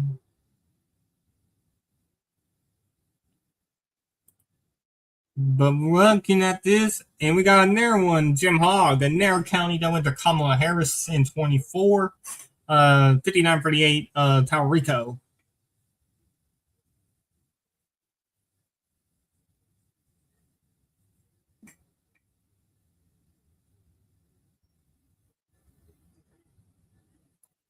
But it's still good night for James Taurico so far in the Rio Grande Valley and in the DFW Metroplex. He's doing better than people thought. We're still about 30 minutes away from Dallas County closing. And Crockett's doing very well in the African American parts of the state.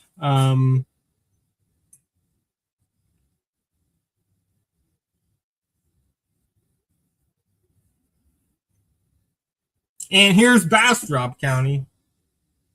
Here's Bastrop County. This is suburban Austin as well, 5940 Taurico.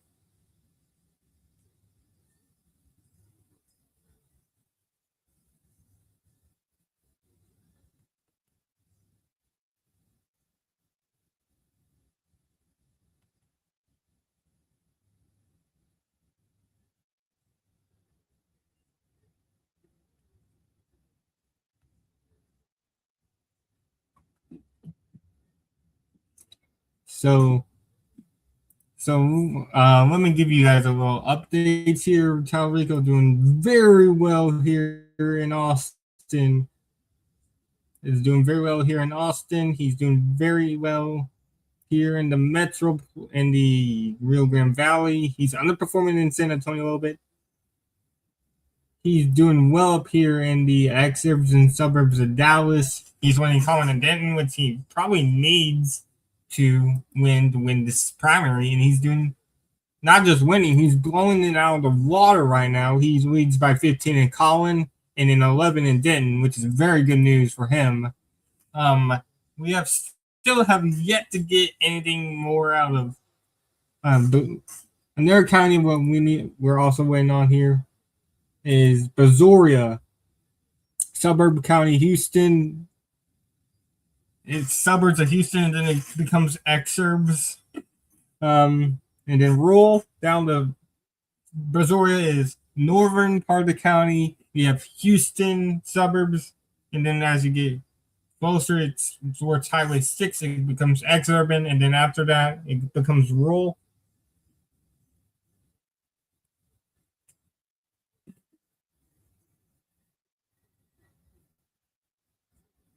But again, we have one call in one of the races we got. Been watching French Hill. People thought he could have been in trouble due to a super PAC starting to fund his opponent. But his opponent he's crushing it. So I think we're done with Arkansas tonight. That was the only kind of interesting race, but nothing happened there. Um, well, let's go back to check up on Valley Fusi in North Carolina. Um, in trouble incumbent. We have not gotten any updates here in North Carolina 4.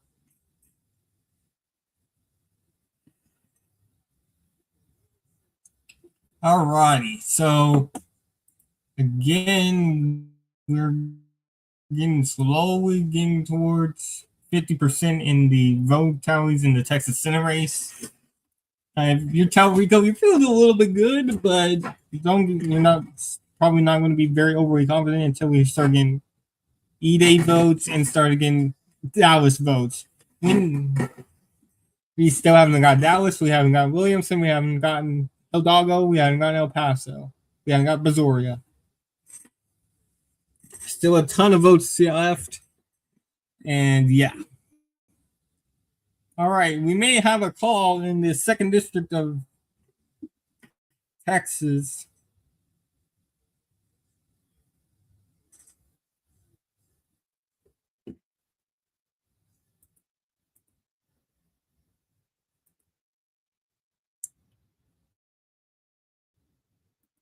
All right, so let's go look at.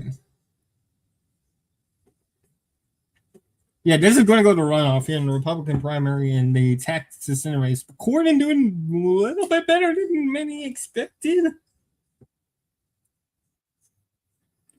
But yeah, it seems like Cornyn and Paxton are doing evenly in the RGV. This is actually pretty even. Polls have shown Paxton dominating, maybe getting close to 50. But right now, it's a very close race. This is probably going to go to a runoff. But solid performance from Cornyn tonight. For Talrico, I still say he's the favorite. But we have yet, he's at 53%. So still pretty good. I don't know how bad Dallas County will hurt him when it comes in. But we got a lot of votes left. We have still have also Wichita County, pretty populated vote area. Talrico, if he does well there, is going to give him a bit of votes. If you're Talrico, and both Texas primaries have crossed a million votes, with only 45% of the 45 and 46% of the expected votes are in.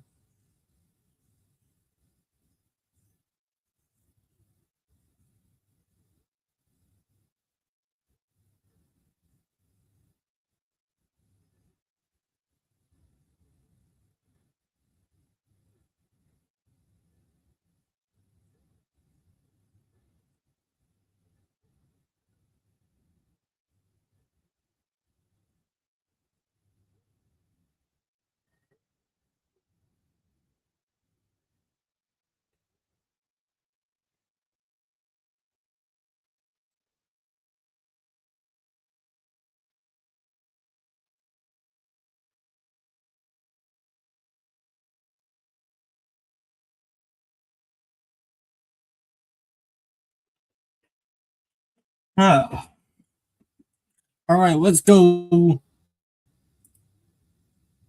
Let's go look at some of the primaries in the.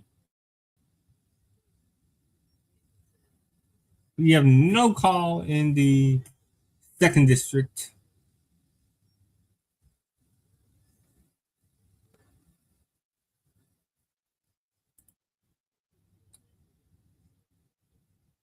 All right, here are some updates. Tony Gonzalez is leading Brandon Herrera 45-40. In the 19th, Thomas L. Mott Smith 40-20 cell probably is gonna. And not many people were watching, but Arkansas had a special election, and Democrats flipped another legislative race in a special election. Pretty handily too. It's gonna be a landslide.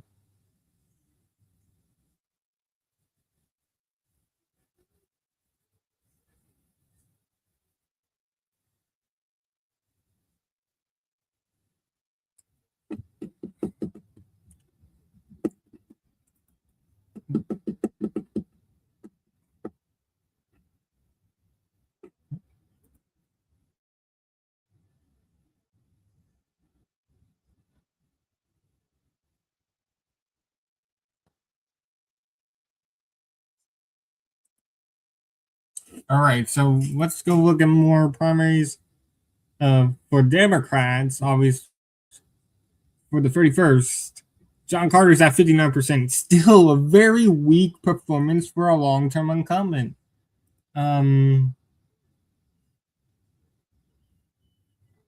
Mark Teixeira leads 59-11. He looks like he's going to win that race.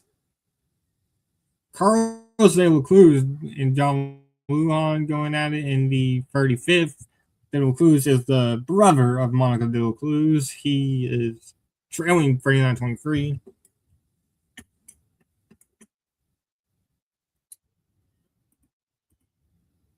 All right, here we go. Here's interesting. 28 Cuellar's at 60%. I mean, not his strongest, but it's also not as weak as either. He almost lost two primaries in 2018 and 2020. And Vicente Gonzalez, he has gotten over, he's still at 63.37. That is a weak performance from him. Sylvia Garcia, 56, a weak performance from her. Kristen Menifee is still under 50%.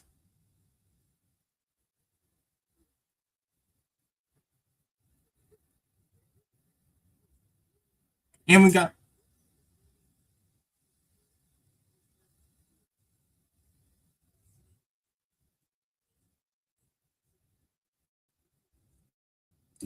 all right, let's go back to North Carolina. Like we got Wake in.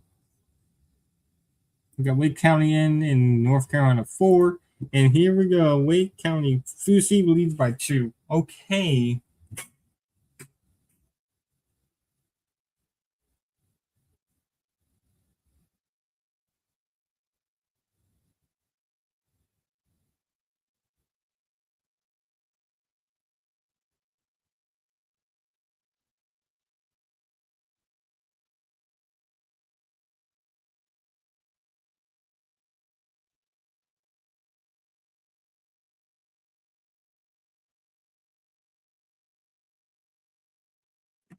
This is gonna be a nail biter right in North Carolina 4.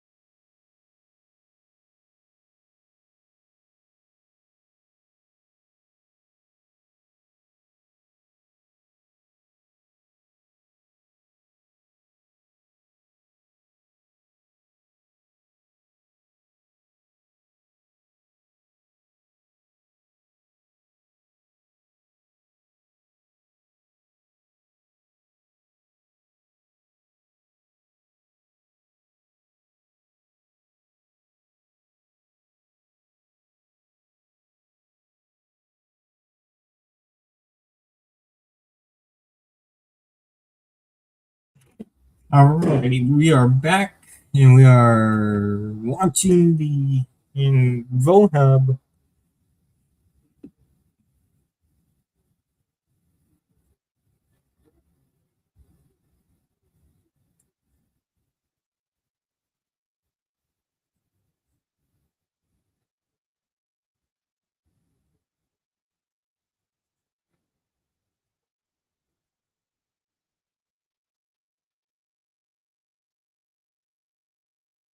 And oh, here we go. We got more from Durham in the 4th.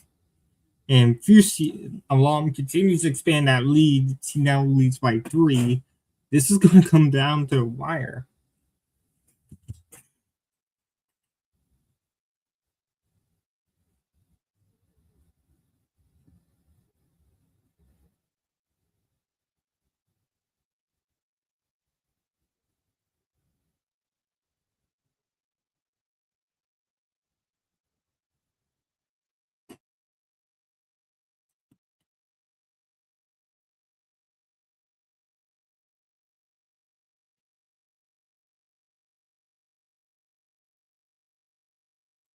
All right, so North Carolina runoff rules are different. It's 30% needed for a runoff, and this is way over 30 for either candidate. So a candidate will win tonight. We're just gonna see who wins.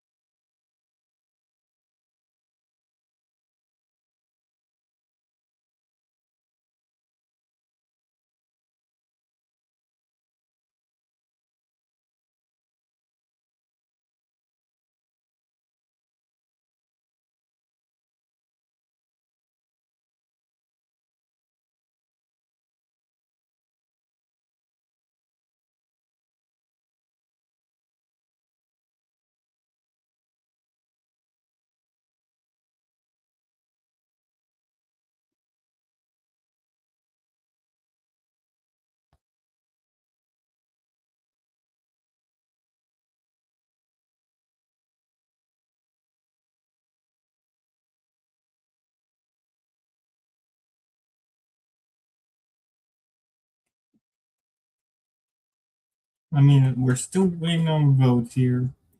Let's turn it back over to Texas. I'm hearing that, and we're almost to a point where it's almost time for Dallas to come in.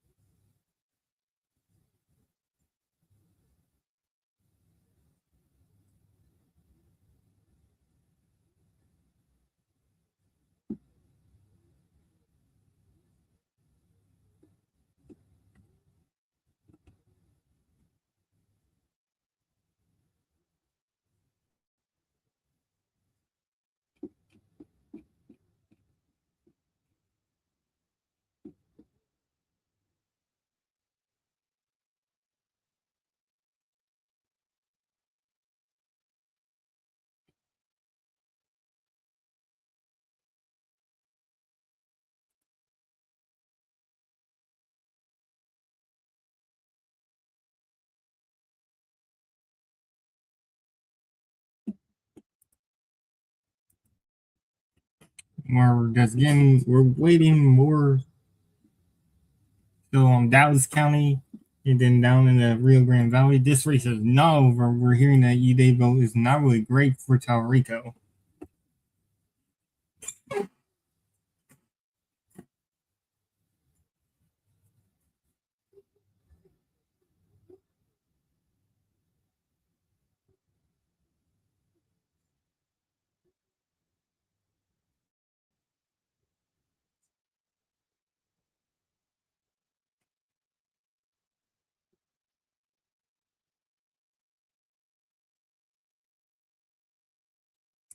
And we got more North Carolina 4, it looks like.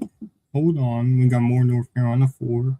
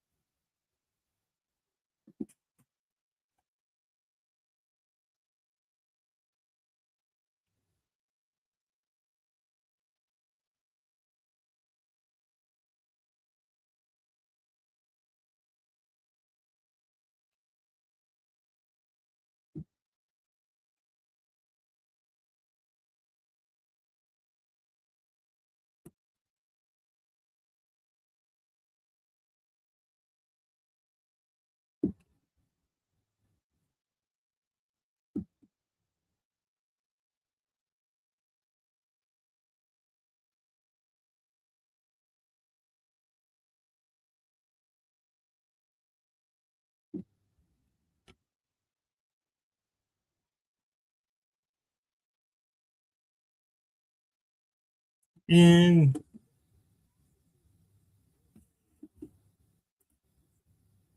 Dallas County's extension.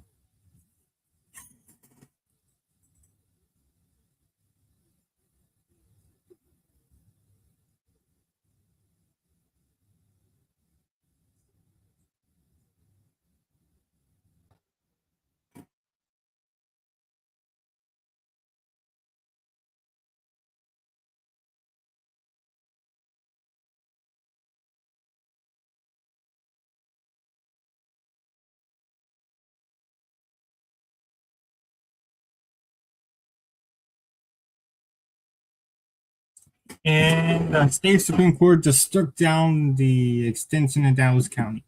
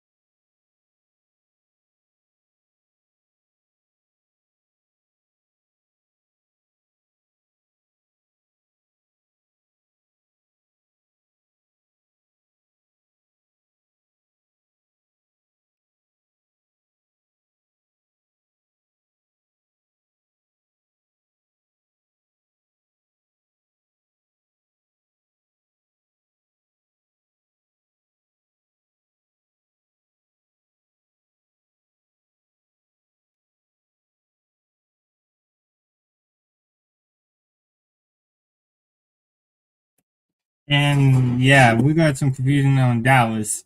higher court has struck down the extension to 10 p.m. or 9 p.m. Central, 10 p.m. Eastern. So there's a lot of confusion about what gets counted now in Dallas County.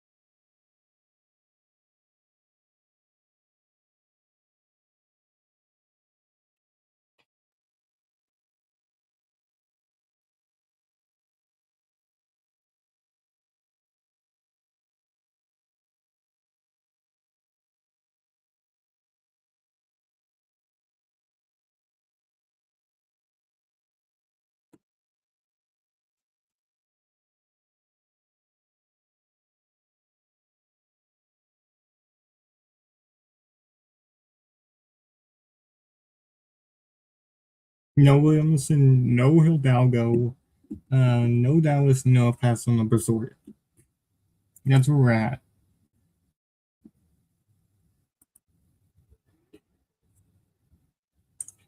Now Dallas is closed, so we're gonna get Dallas very soon.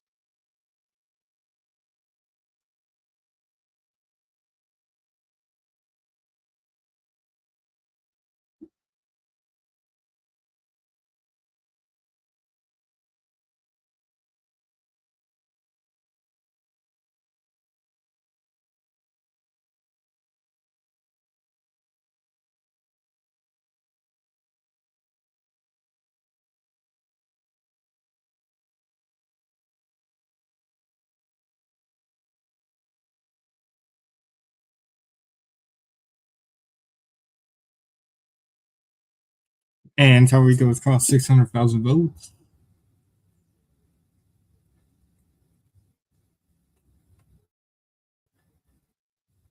Culberson, a big batch of votes there for Tarico. Tarico's dominating in the Rio Grande Valley.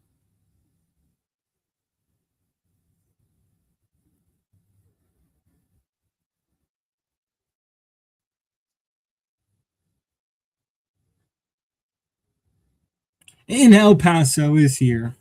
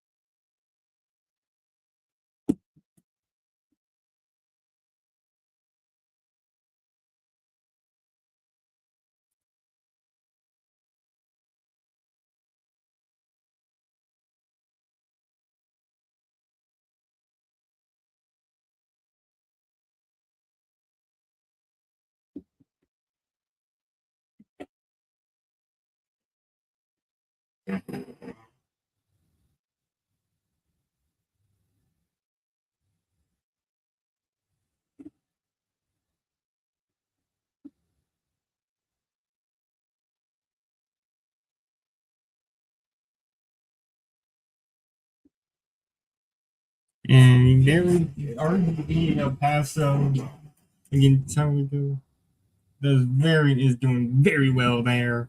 Hidalgo should have they're more of a pad. Then we'll see how much Dallas will affect.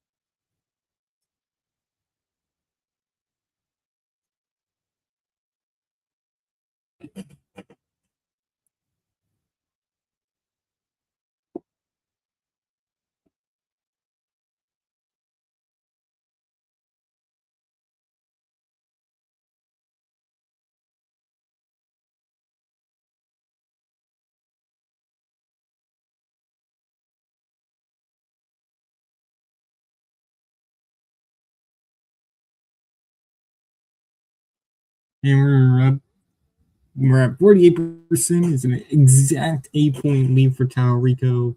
We do not know when we're going to get Dallas. So, yeah, Dallas is a huge question mark right now.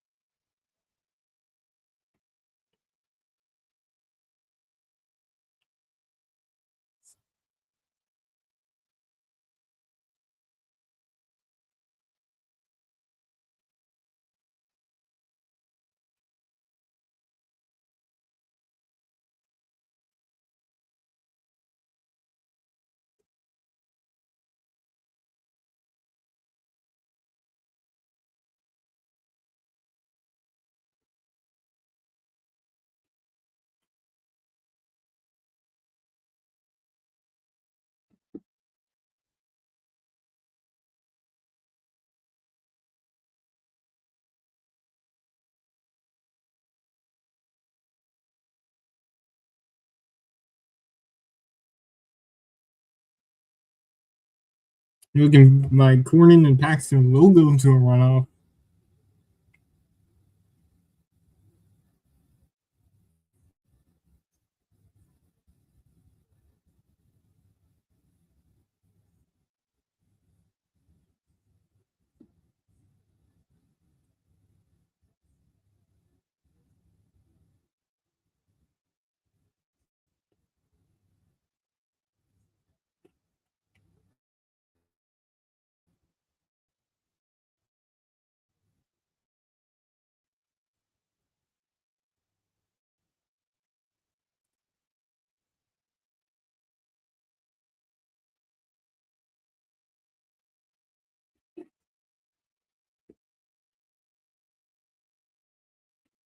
Yeah, right.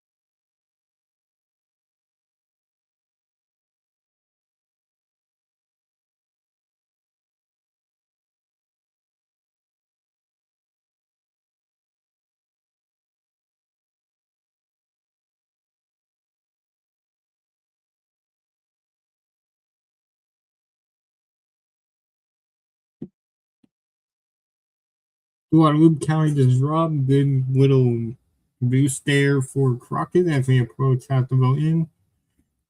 Well, I'm hearing Dallas is in limbo. Dallas is in very big limbo right now.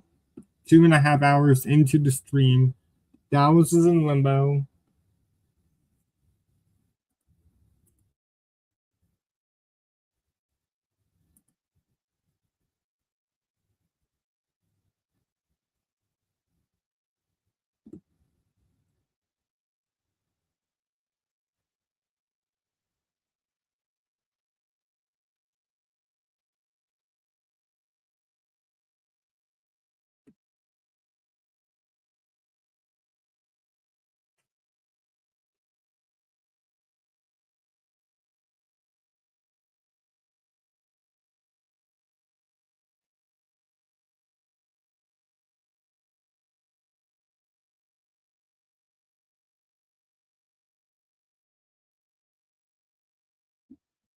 Hidalgo dropped 67-30 Talarico.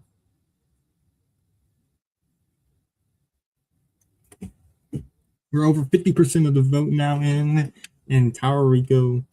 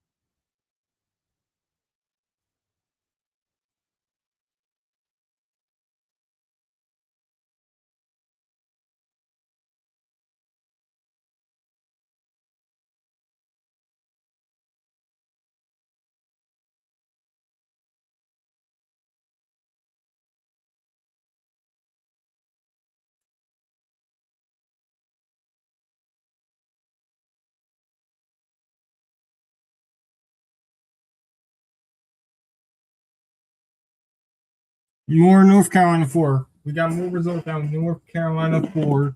Let's now go over the North Carolina 4 right quick. Um,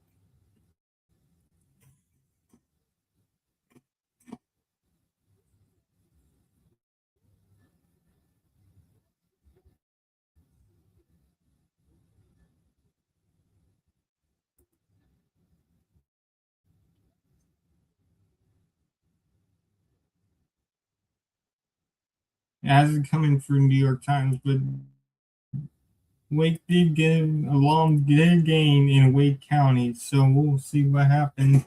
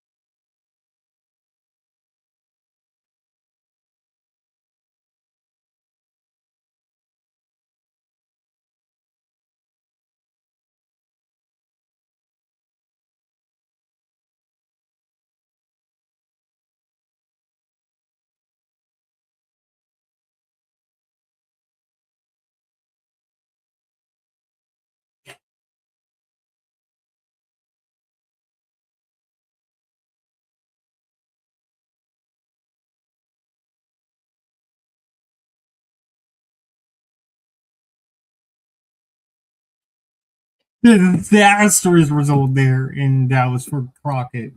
Tower he only gets 61%. Whoa.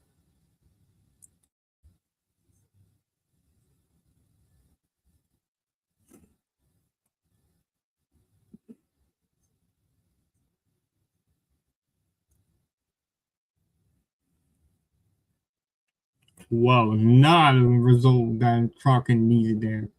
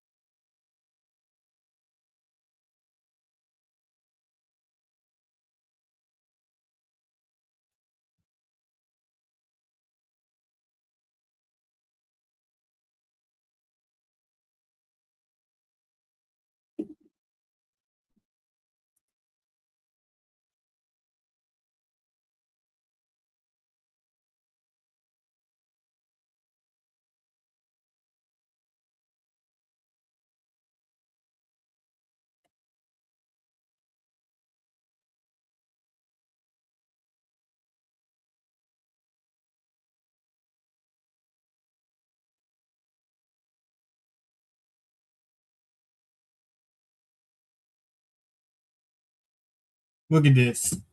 It's as close as it could get right now in the 4th District of North Carolina as Taurico continues to gain back some of the lead he lost. We got over here in Durham County is done. Or Durham County is done. It's a 4-point win for a long.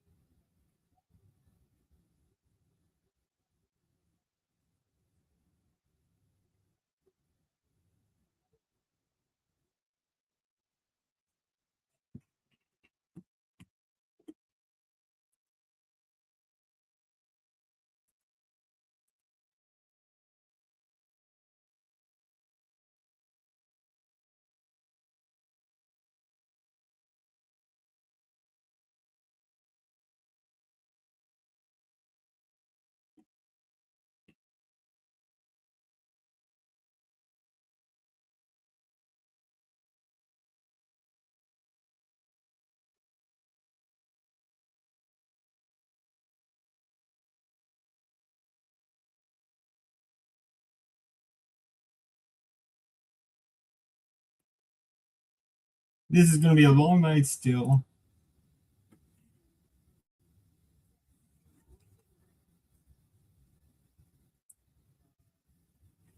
Horrid result in Dallas County for Crockett. Wow.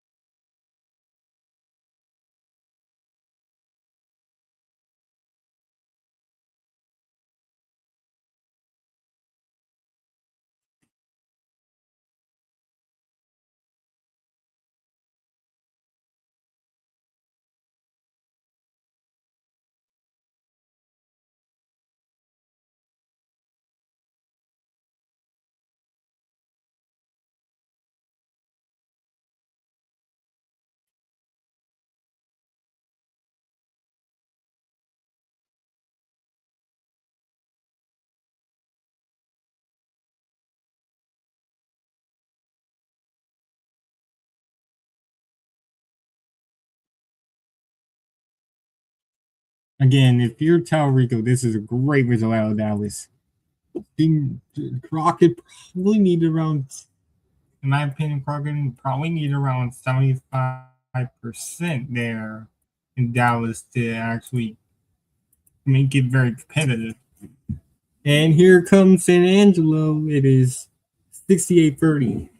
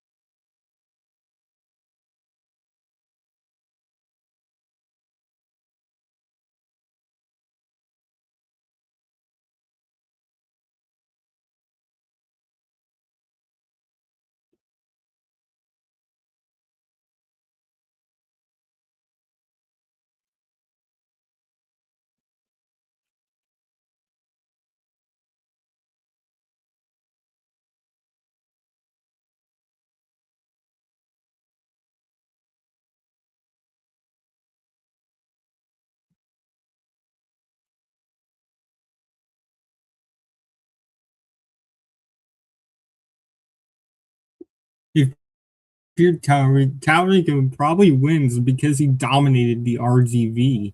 Like the RGV is he's putting up numbers. Look at Cameron, 63-34, Hidalgo, 67-30, Webb, 65-31, El Paso, 62-36. He's dominating.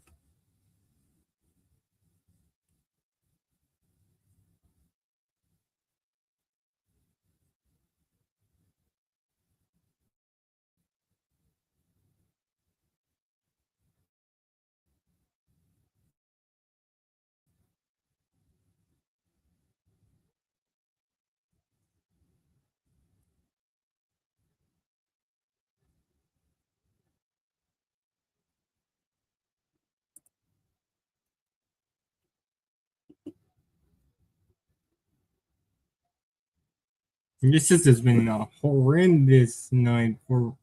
This has just been a horrendous election day for Texas.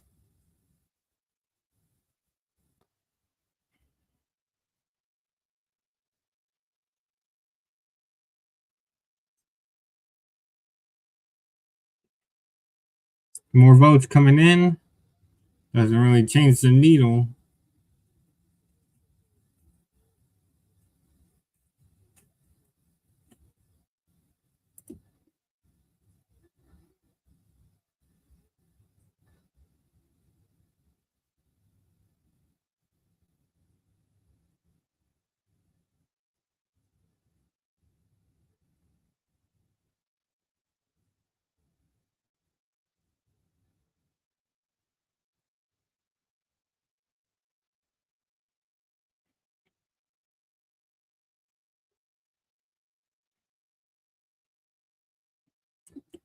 All right, let's go over some more races here. Let's go up to the Republican side. Cornyn leads by 3.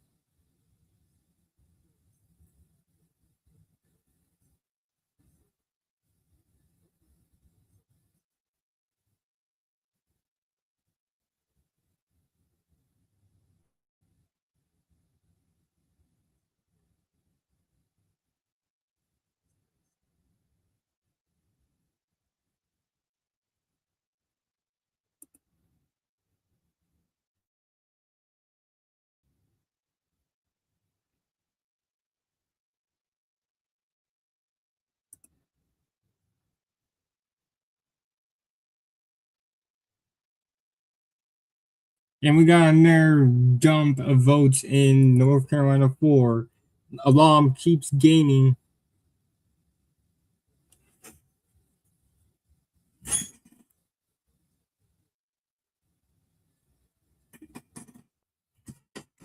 This is going to come down to a wire here.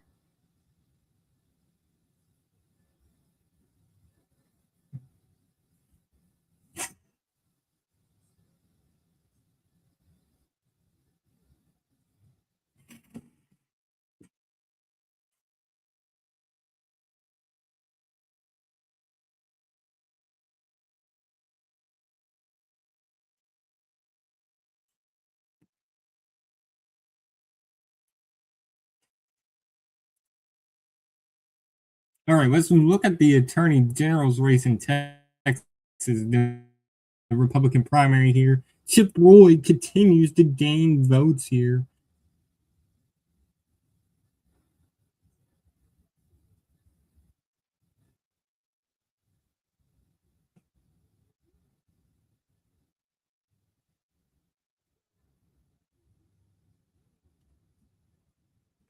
And it's very close here.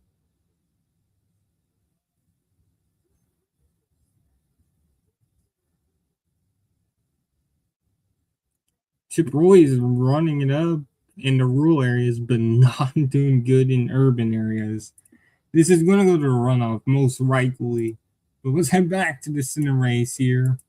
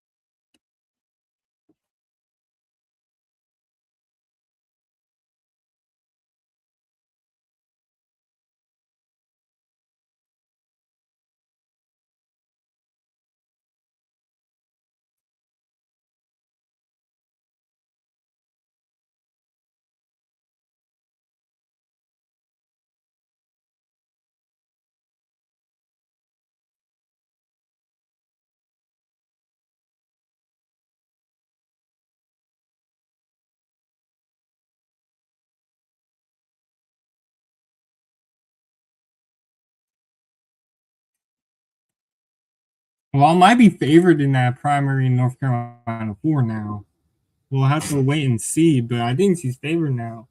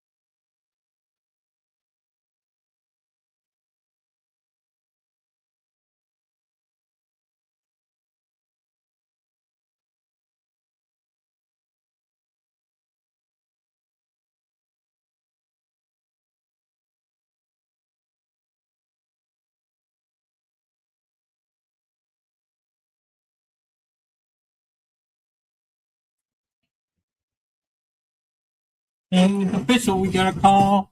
The Senate race in Texas, Republican, it's going to a runoff.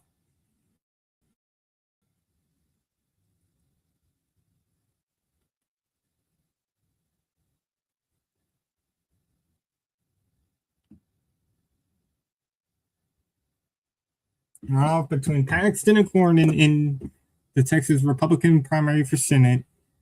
We're still waiting for uh, McLennan.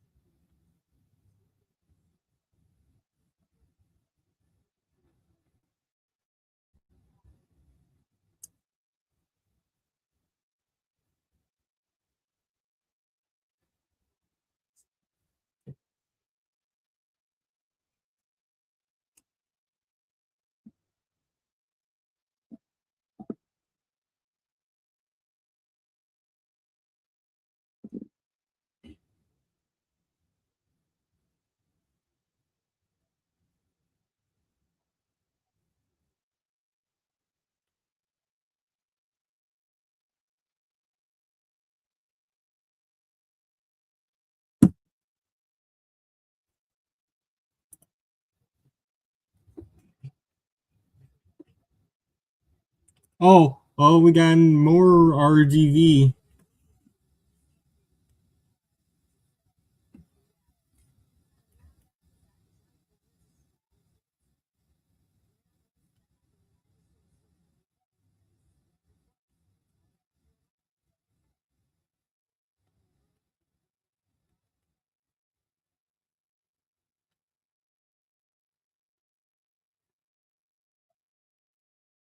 Talrico leads Zapata by 24.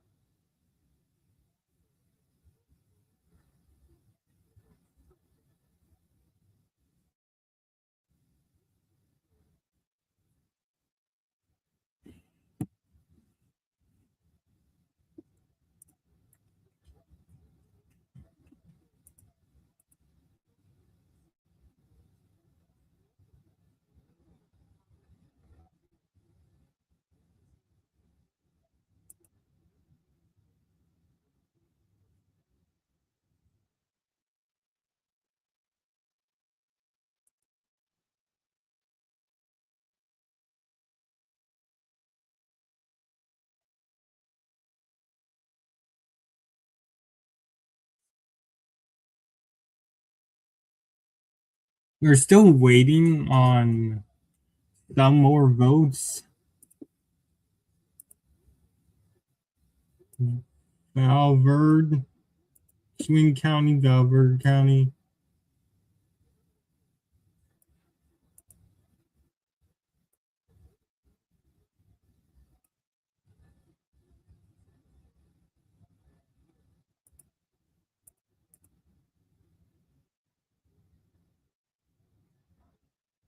We're still waiting on more votes here.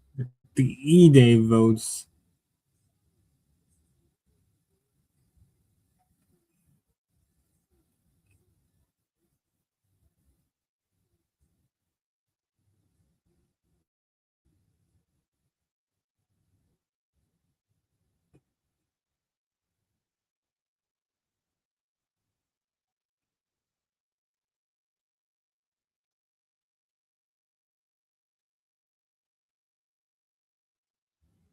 So we're waiting more on results. I want to take a little breather. We're probably going to be here for a while, and I'll be right back.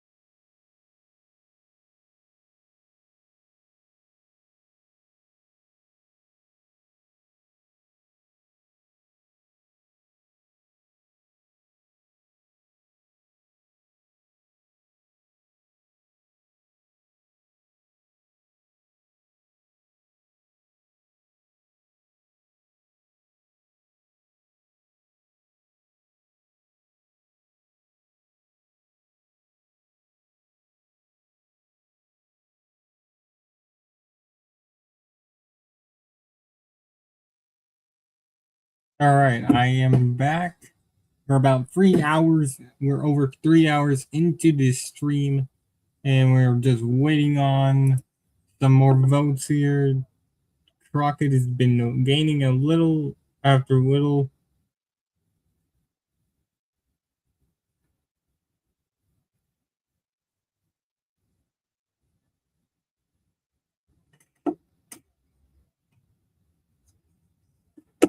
So we're watching this.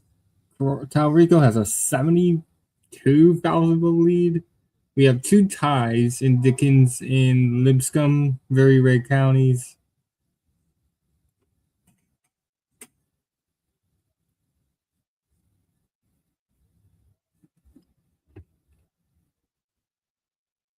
Paxton Cornyn is going to run off. Cornyn is doing very, very well.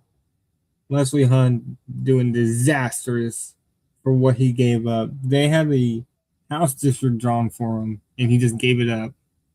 Insane.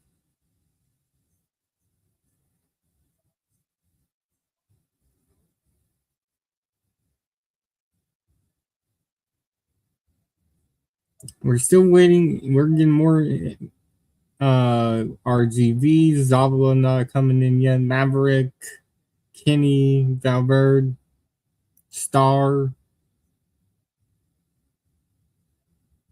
Brazoria has yet to come in. That could be a battleground. And then we're waiting for Williamson. If this goes good for Talrico, we may be able to call it. Even without the rest of the Dallas Metro coming in, even without the rest of Dallas coming in, we may be able to call it.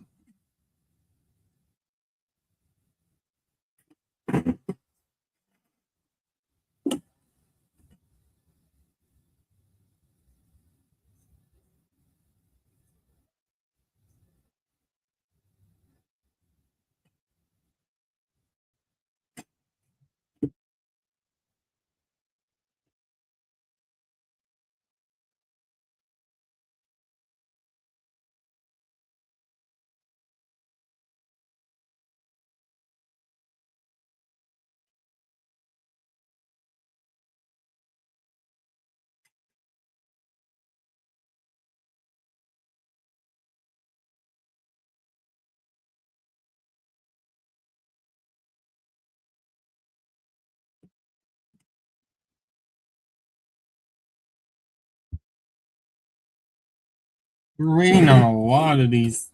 Talrico has been doing very well.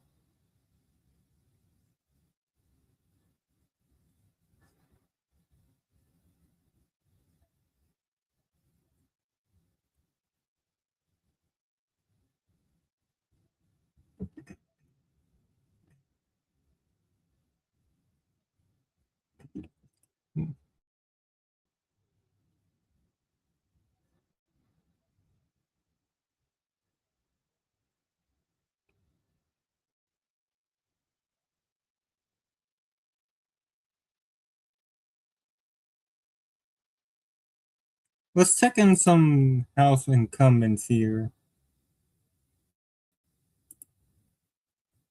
So Crenshaw, he's pretty much finished. Um, Crenshaw's pretty much finished. Chief Shelf wins pretty solidly. Pat Fallon wins solidly. Van Schooten is uncontested. Jake Elsie's at 69%. Nice, but not really that great as an open seat, but it looks like it's going to go to Jones for the Dem. Oh, and for Republican, Steinman, yeah, Steinman's going to crush it. We have, it looks like ninth for the Republicans in the 9th district is going to go to a runoff. 10 Republican could go to a runoff. Gober 54-15. Fluger renominated uncontested.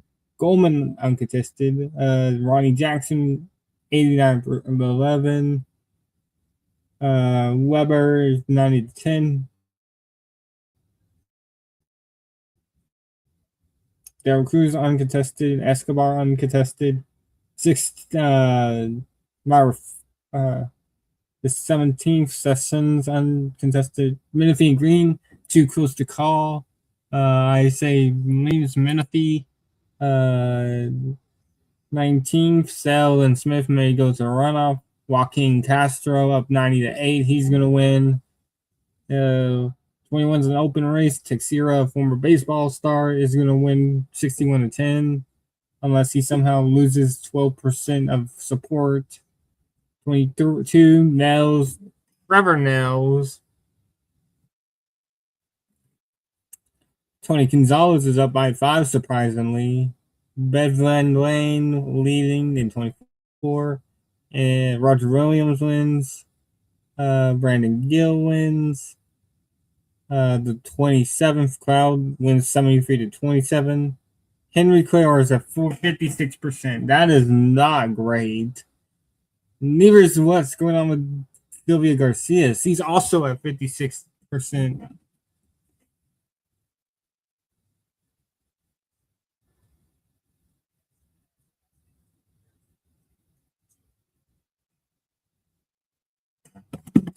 Clare and Garcia looking bad. The 30th, this is an open seat. This is the Crockett seat. Her handpicked successor is going to win. 31, Sean Carter's going to wipe the floor out with his opponents, but if he gets, we're going to just wait and see if he gets above a 60 there. Let's see here. 32. It looks like Yarborough could slip it to a runoff against Binkley, the former presidential candidate. Allred and Johnson going to probably go to runoff. Vincente Gonzalez has won. He's at 63%.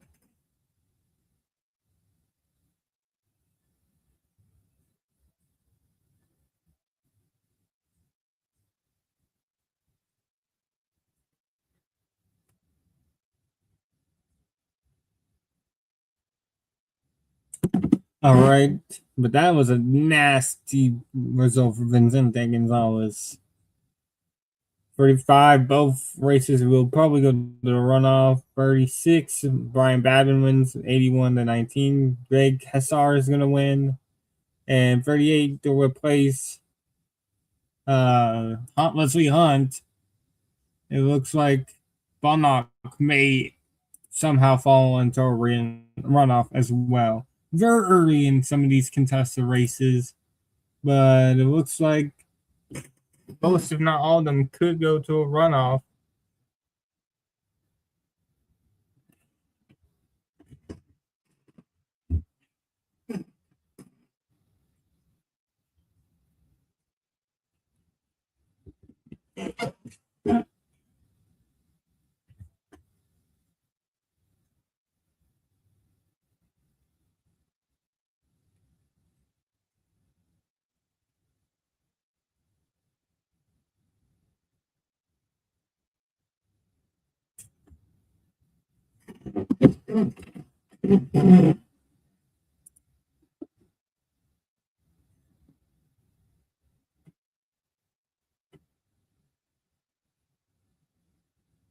And there's the official call. Cornyn Paxton to a runoff.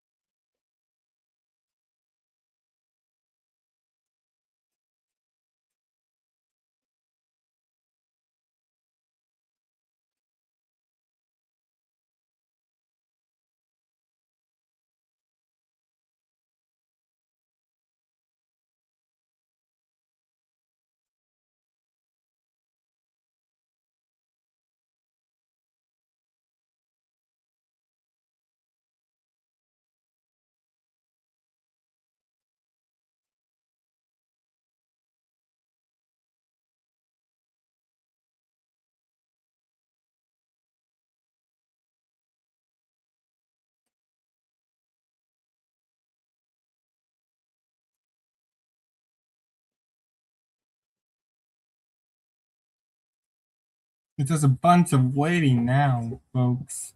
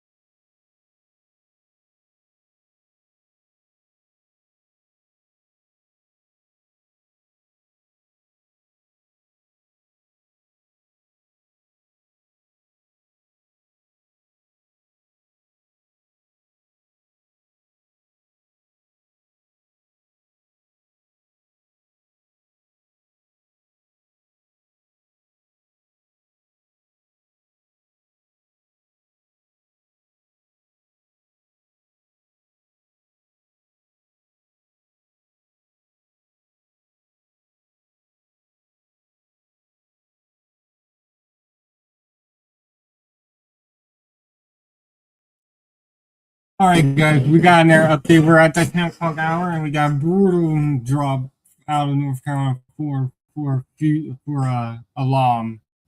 He needed to win around a big bunch and win the weight drop that just got by around 20. He only won it by 4, so a brutal development there.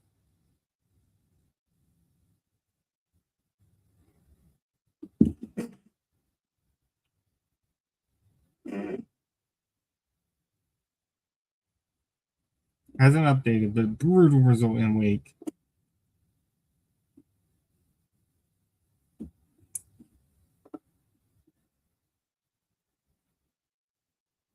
There it is.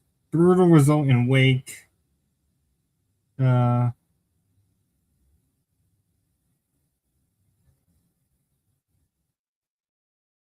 I think Fushi is in Furry's favor now. I think it's over there. Anything else? And Wasserman has called the Texas Senate race in the Democratic primary for James Talrico. Wasserman has called James Talrico the winner in Texas Senate uh, primary for Democrats. Great news for if you're Senate Democrats, but we have Crockett is yet to concede because the whole situation in Dallas County. But right now, I think it's pretty clear that Talrico is a heavy favorite. He probably wins if once Williamson comes in, which can I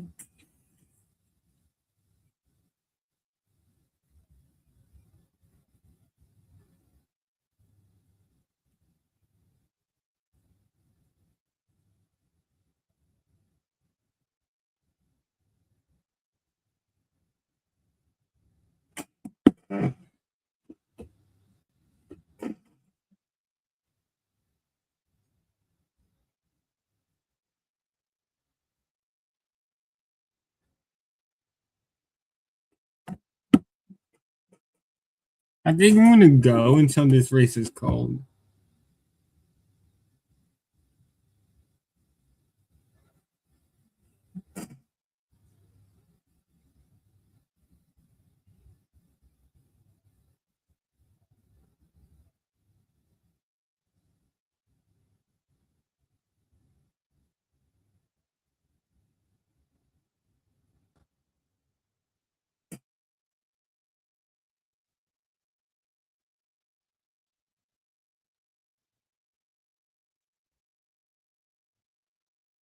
All right, we got being out the Attorney General's race. It seems like it is going to a runoff. The Attorney General's race on the Republican side will be heading to a runoff.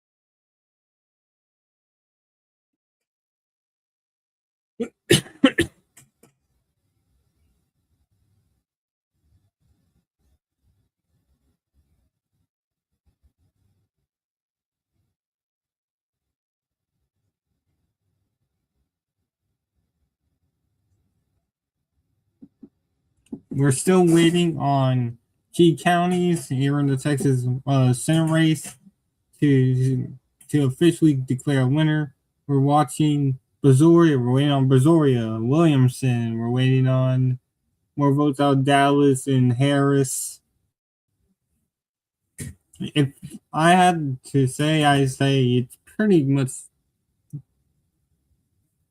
Crockett is on her last legs, trying to. We got, and there's Salrico crossing over 800,000 votes. Let's go. Let's go look at the Republican race. Very, very close. 63% in Paxton and Cornyn. This could not mathematically tie here.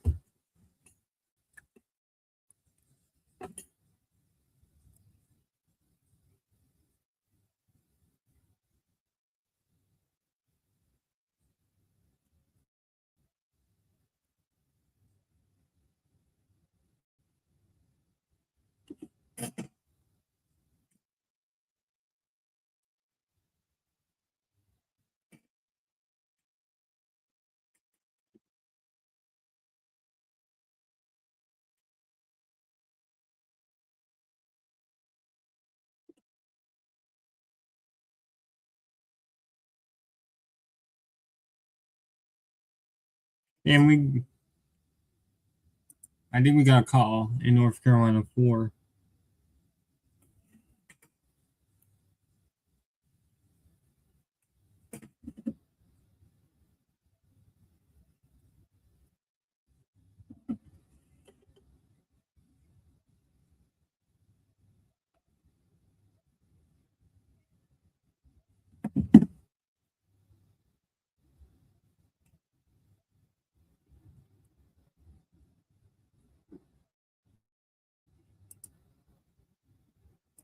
Again, we have a call in the Attorney General's race. Republicans are going to go to another runoff in the Attorney General's race.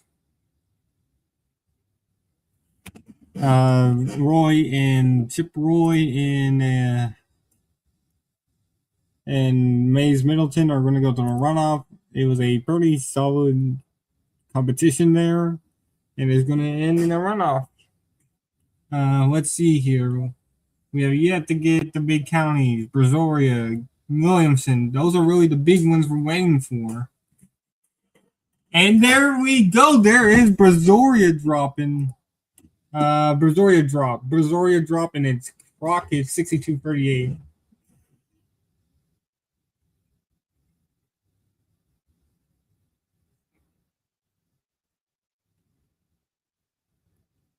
And that doesn't really put in a big dent there.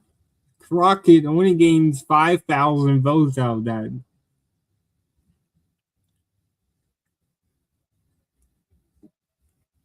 Brutal result. Another brutal result there for Crockett.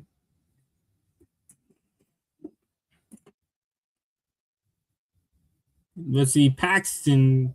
He only gains about 1,000 votes there in Brazoria. We still have not gotten a lot of. We're still waiting on the E-Day votes, which has been favoring Paxton, it looks like. Seems like. And we got more votes. Not Paxton, Talrico now expanding his lead back up to 60,000.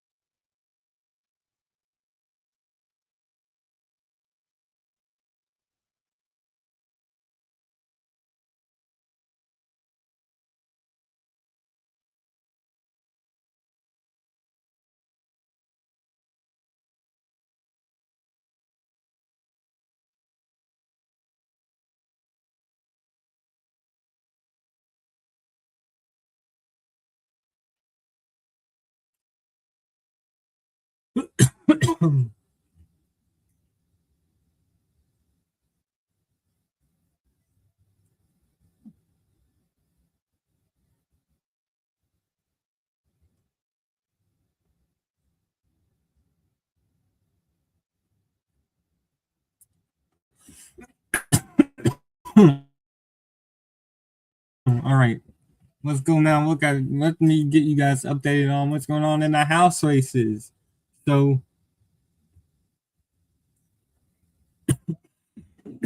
let's get you guys updated on the house races. Um, nothing more has came out of the Crenshaw race. He is down and down big.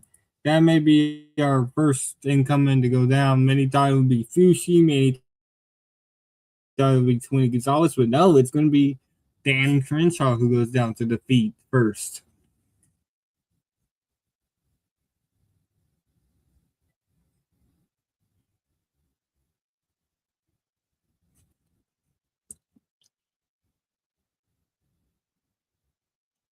Toph actually won the early day batch that just came in from Montgomery. So that is brutal news for Crenshaw. A brutal way for him to go out.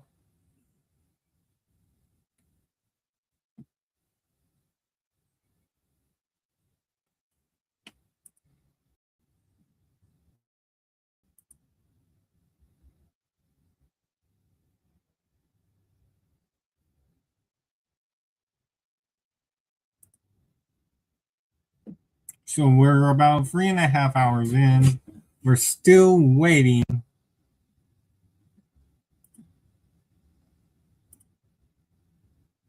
We're still waiting here on an official call. We're waiting on a big batch of votes that should be coming soon from Williamson County, Texas. That is North Austin. That is Talrico's backyard. Talrico should be expected to win a ton of votes there.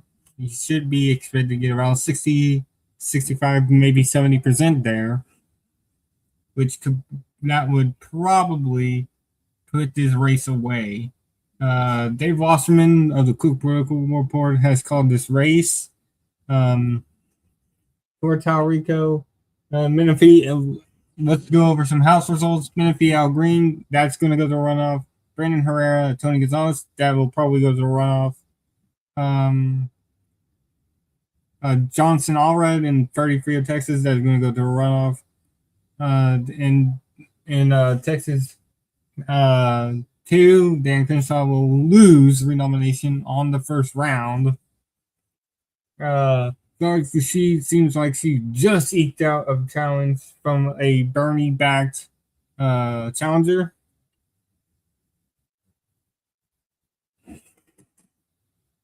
So, been a very long night, very close races here in the state of Texas and in North Carolina. Arkansas, we had some good results for Democrats. They won a special election in a Republican held Harris seat in Arkansas. They flipped that decisively. And I believe they have a lead in a state Supreme Court race. I got to check that out. But very good night for Democrats in Arkansas. Although the one competitive U.S. House race I thought was going to happen, might have happened in French Hill's second congressional district. Look, Super PAC started to fund Hill's opponent. It did not happen for them. French Hill won re-nomination very handily. He got like 80%. So it's basically now we're waiting on the final nail of the coffin in this Senate race here, Williamson County. I believe it is going to be a strong Republican win there in Williamson County, and I believe that's what's going to put the final nail in the coffin of Crockett's campaign for U.S. Senate and give Talrico the win. Many sources, including Dave Wasserman, the Cook Report, has called this race. We're just waiting for official calls. And that's the update for right now. Talrico in very good shape. A Williamson County massive win in Williamson County could put this over the edge for him. We're about almost 4 hours into the stream. A very, very good night for him in the Rio Grande Valley. He's dominating in the Rio Grande Valley. Let's give you some examples of him actually killing it in the Rio Grande Valley. Let's see here. Cameron County, 85% in. He leads 63-34. Hidalgo County, 83% in. He leads 67-31. Star, he leads 63-29. Zapata, he leads 58-34. Jim Hogg, one of the only Harris-won counties in the Rio Grande Valley. Taurico wins 59-38. Brooks County, another Harris-won county. That's 100% in. Taurico wins it by 20. Um, let's see here. In Webb County, 65-31 Taurico. Jim Wells, Taurico wins it by 21. Nueces County, this is one of the more populated counties towards the Rio Grande Valley. Taurico wins it is winning this 62-37. We have yet to receive votes from Valverde, Edwards, Kinney, Maverick, and Zavala. But the other big vote getter in the Rio Grande Valley is El Paso. He's dominating there. He's yet to get more results, but Taurico seems to be doing very well in the Rio Grande Valley. He's doing very well in the Rio Grande Valley, and that's why he's going to win this race. Along with the weakness from Crockett and her home turf of Dallas Fort Worth Metro.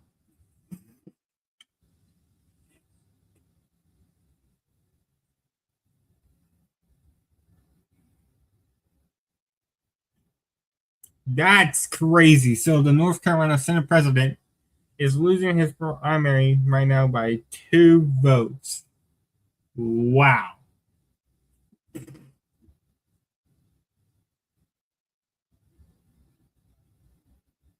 That's crazy. That's going to go to a recount. That's not going to be decided for a long, long time. We're approaching the 4-hour mark here of this stream. Thank you guys for joining me. We've been just chilling here, watching these results come in as it's been a very long night. We've had a lot of controversy in this state's Democratic primary, especially with Dallas County. We had a that Democrats Dallas County could extend voting by 2 hours, and then with 15 minutes left in that 2-hour extension, the Supreme Court ruled it was the Texas Supreme Court put a stay on that. So we're just figuring out what the heck is going to happen with the remaining votes. But it may not matter because Taurico has been dominating, especially in the Rio Grande Valley, where he's been getting about 65% in each of the counties there. He's also in counties where Crockett was expected to do well. He's actually winning them. He's winning Denton. He's winning Collin. He's winning Johnson. He's won Rockwell.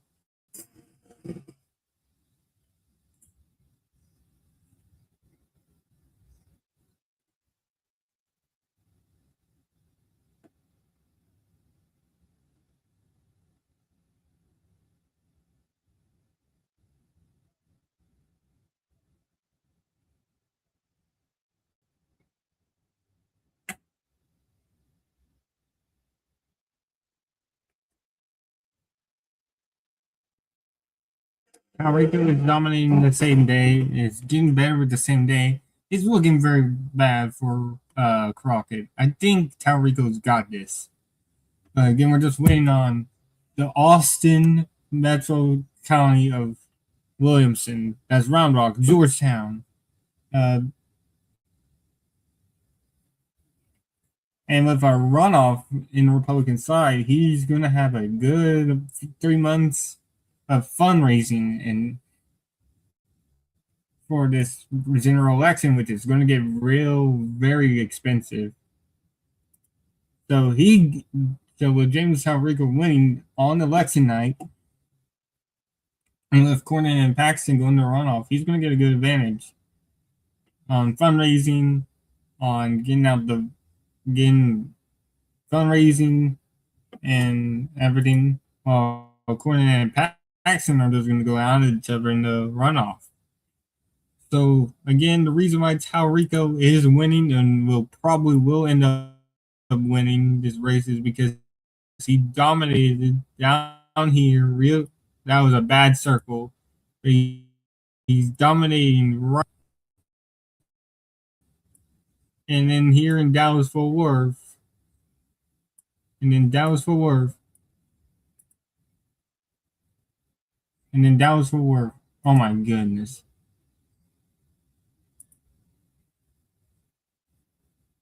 He's dominating the Dallas. He is killing it in the Dallas Fort Worth metro area. Well, and so if so for Talrico, this is great news for him. We're just waiting for Williamson, and maybe that's it for tonight.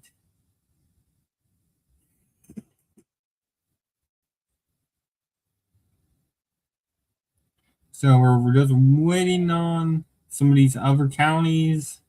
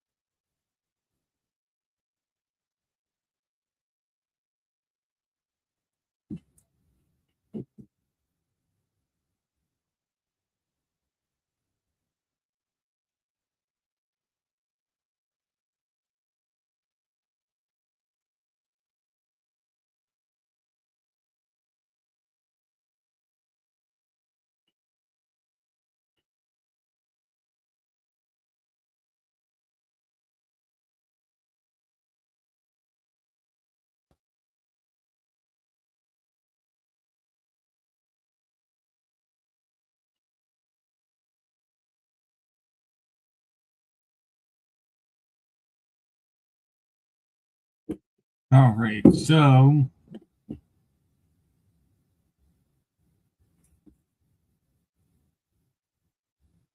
again, we're just waiting and waiting on this these results.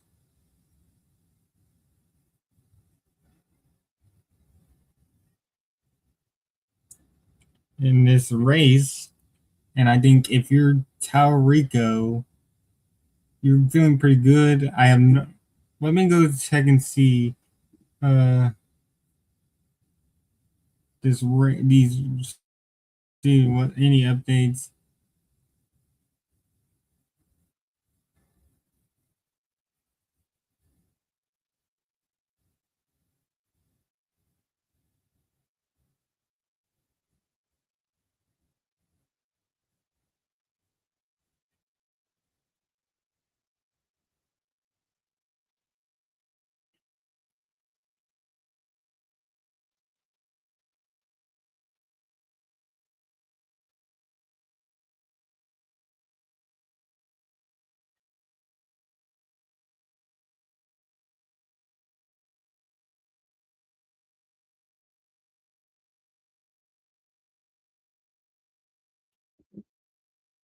So we're just I'm just searching through if I.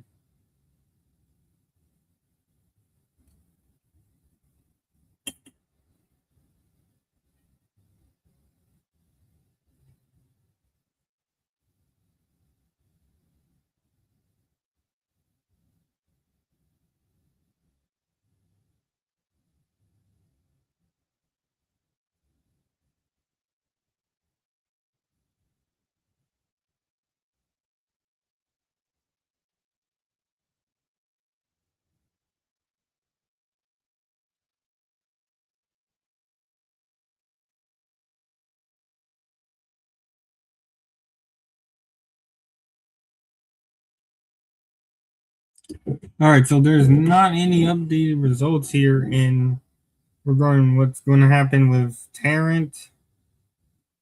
not Tarrant Williamson.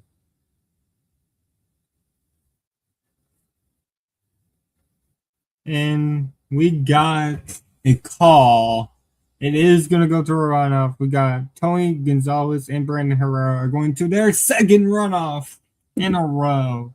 They've had one. They had one in 2024 where Gonzalez barely won that, and we got a drop somewhere that just benefited Talrico. I just do not know where it came from, but drop just benefited Talrico a bit. Um,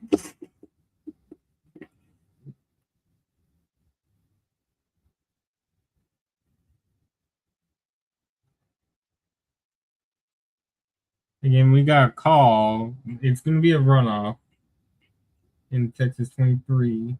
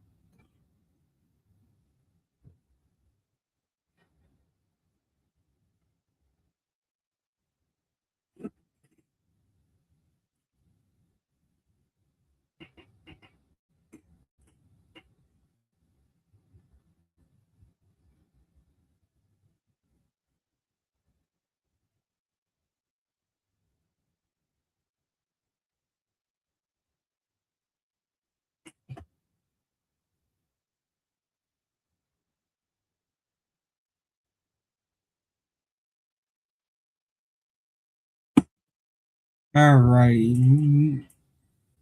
We got more votes out of North Carolina. Let's go over there.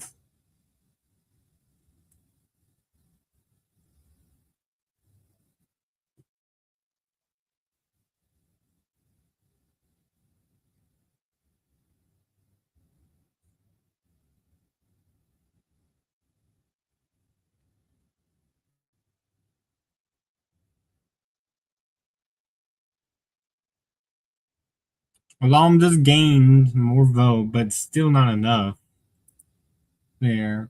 Um,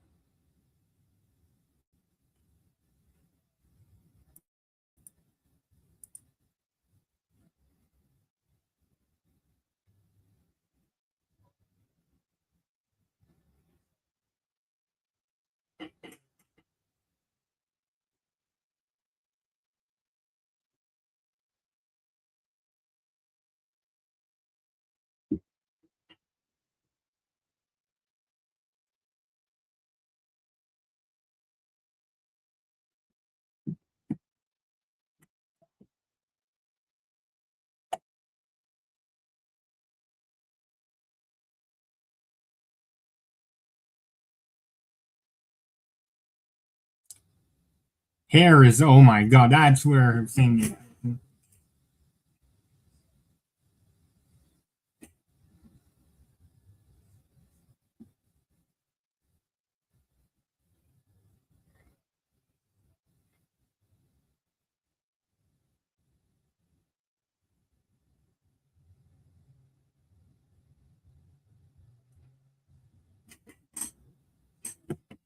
So Talrico cut Crockett's lead from 9-7. So he gained a bit in that Harris draw that just happened.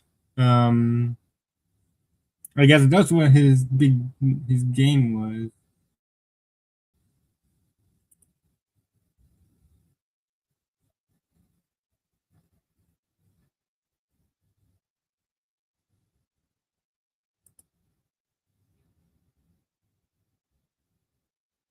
But Talrico did gain in that Harris County drop, and it expands his lead. So I think Williamson will put the dagger in. We're about 4 hours into this thing. Um, it's gonna be a long primary season if I'm spending 3 hours on Texas of all places.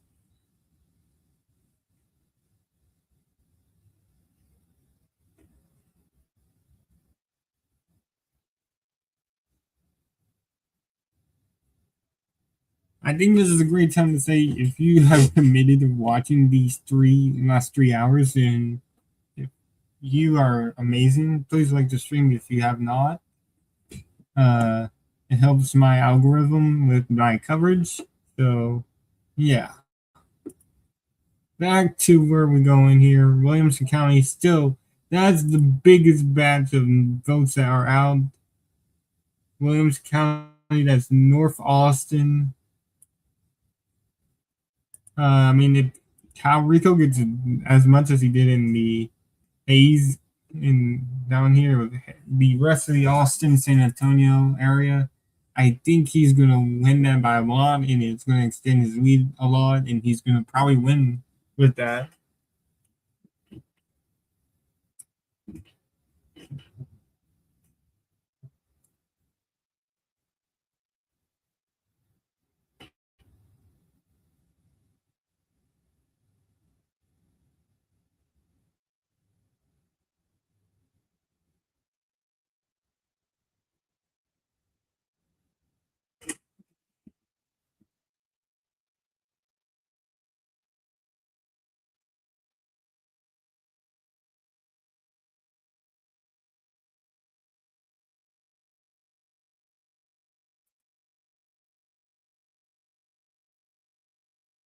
We got more votes.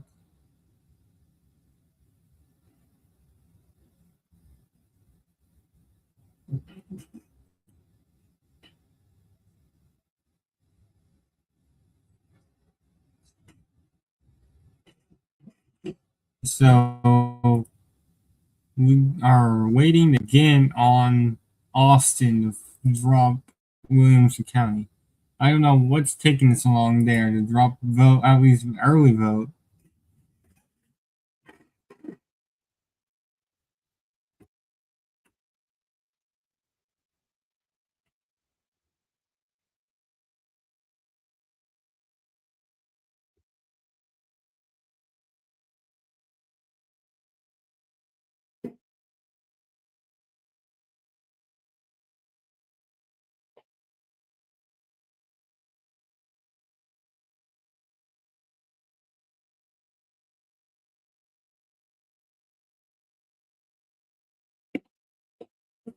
All right.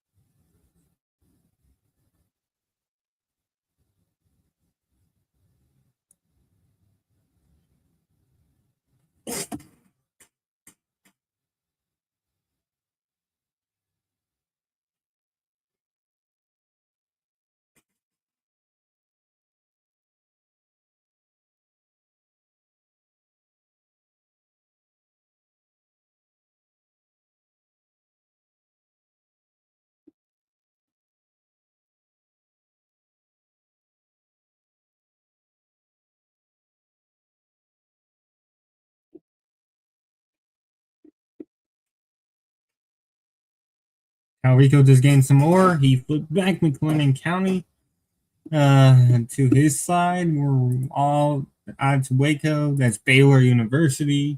Um, it's swinging back and forth all night.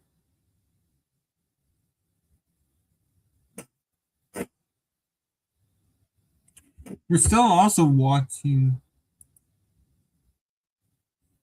these standing counties down here in the Rio Grande Valley. Right here is Valverde. That is Del Rio, and then in Brooks and Duval. And that's more votes that came in. I don't know where they came in from.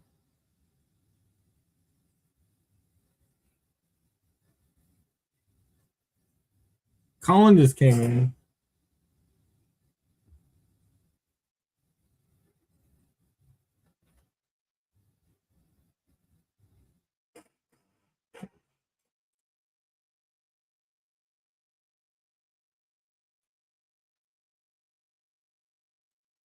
Colin's dropping some votes soon.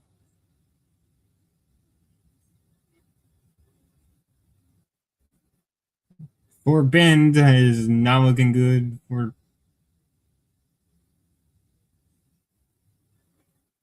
Collin County dropped his 15 points. Denton, it's 11. Um,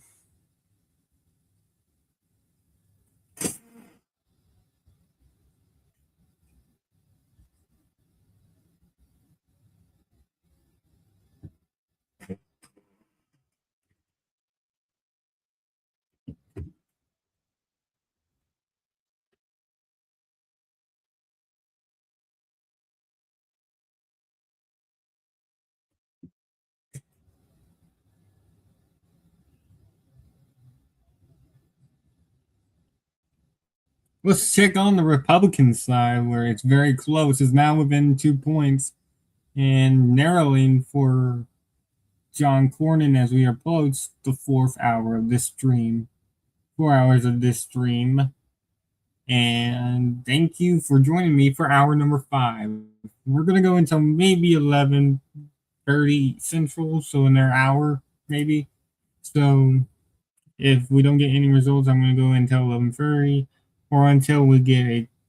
If we don't get it between before then, I'll cut it off when we get a call when Williamson comes in, because that's the big bunch left. We got like probably 600, 700,000 votes for not that much, like 100 or 50, 200,000 votes there, which is a bunch.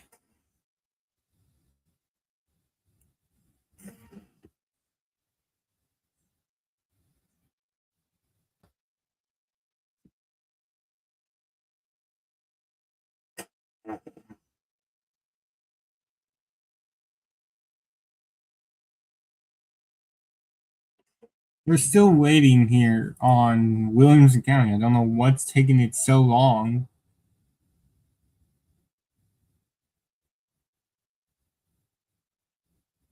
Wake just dropped. Another wake drop. Another wake drop here.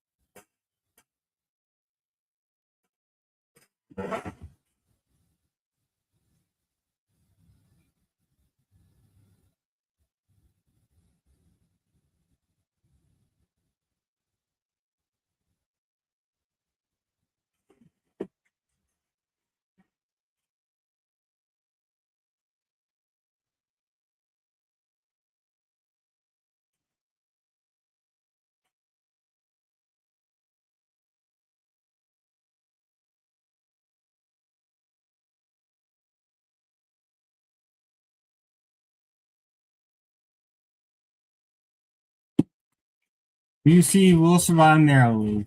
That's what we're getting here. It looks like she'll survive narrowly. We got their call.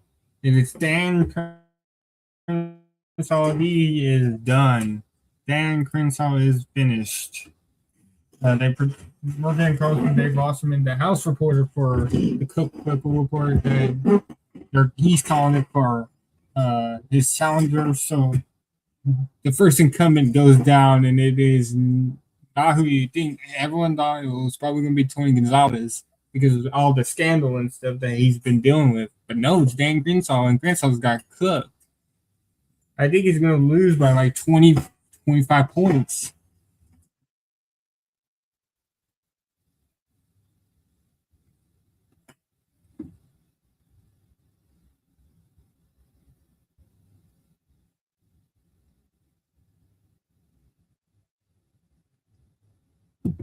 Oh, we got Kenny. Near Rio Grande Valley County just came in. It's Kenny and Zavila.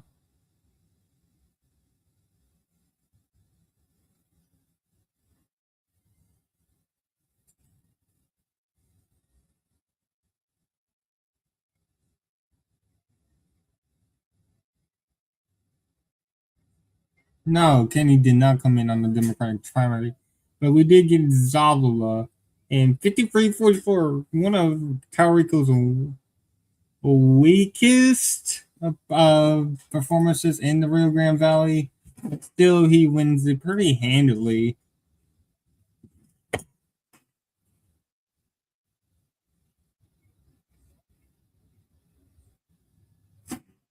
Again, Toph will beat Crenshaw in the second district. Oh, Webb is done. Webb is almost done. 91% in Webb.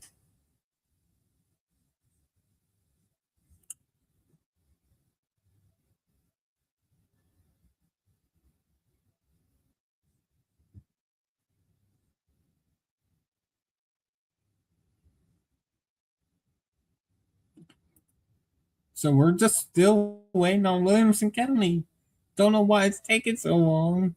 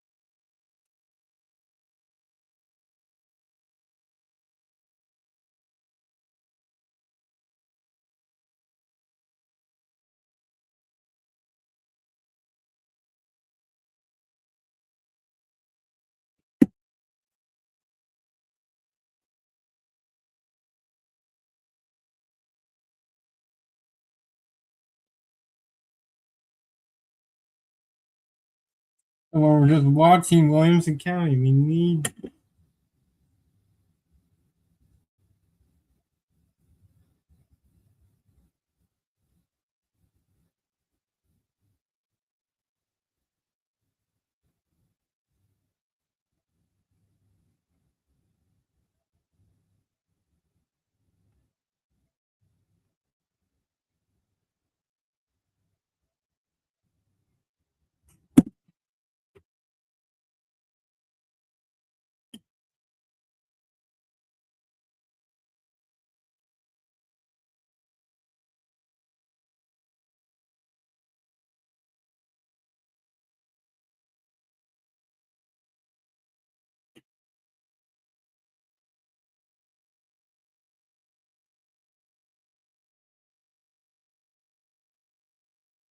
We're just waiting on the final results here.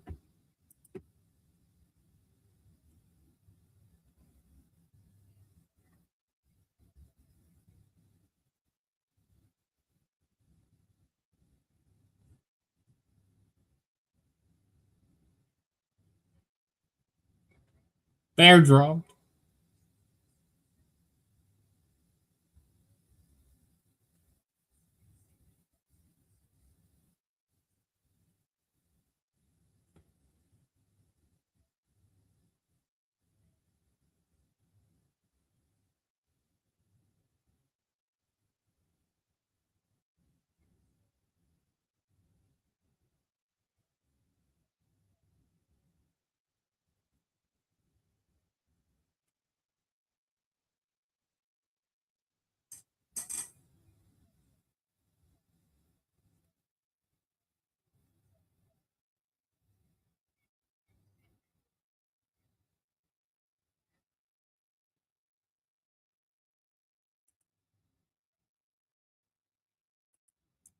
We got EA voting Bear.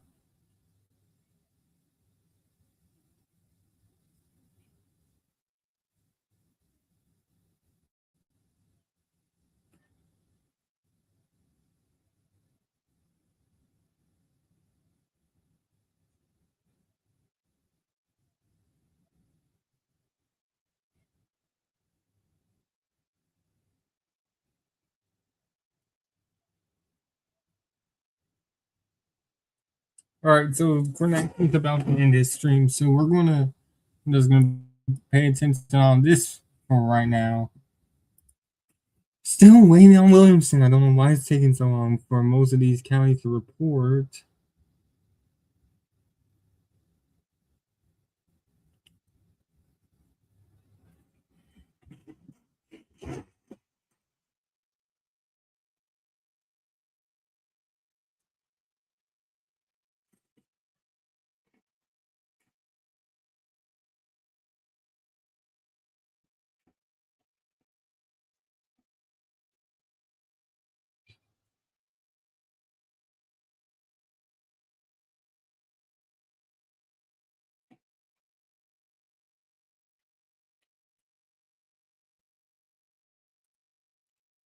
We're about 10 minutes away from the 12 o'clock hour, the midnight hour, or 11 o'clock in the central time zone.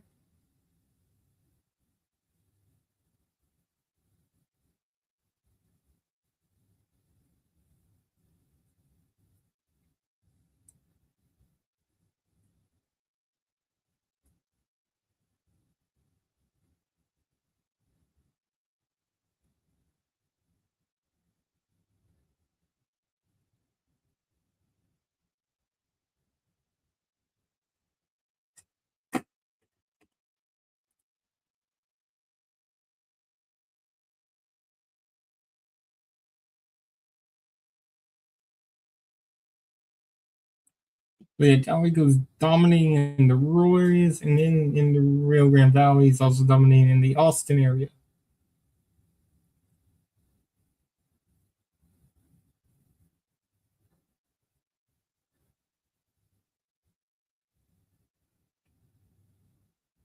Paxton Cornyn is within 2 points now. It's going to be a real costly runoff.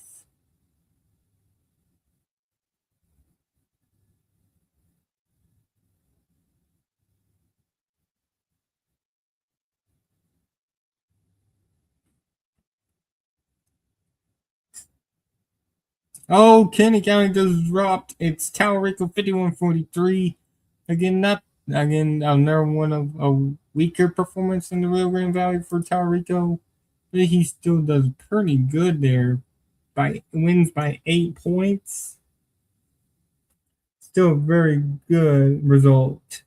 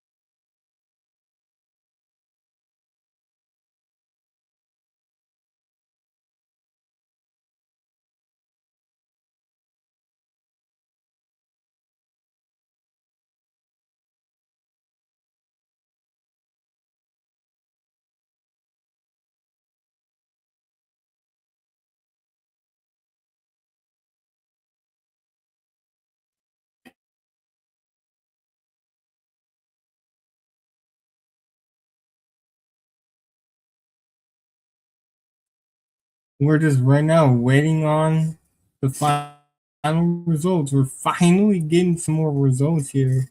Again, Kenny County, and their solid result for Talrico in the RGV. One of its weakest performances there, but still very good for him.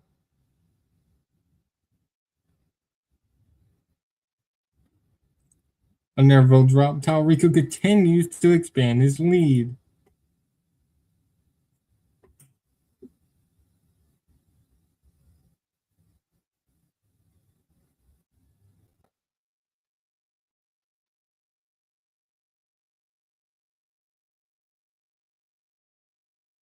Well, more votes coming in.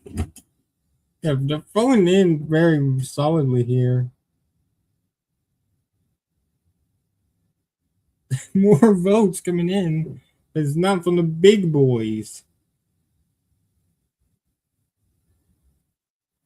Well, we got some from Hayes. Talrico continues to dominate.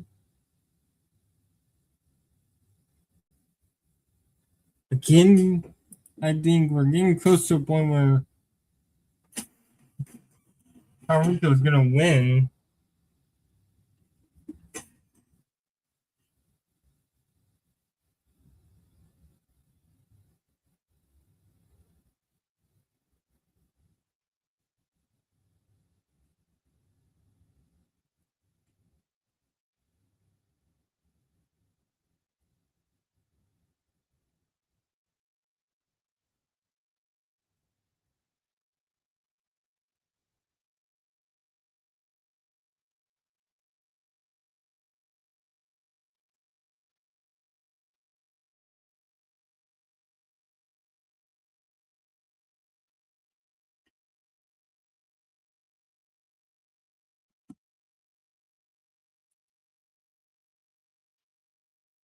Alrighty.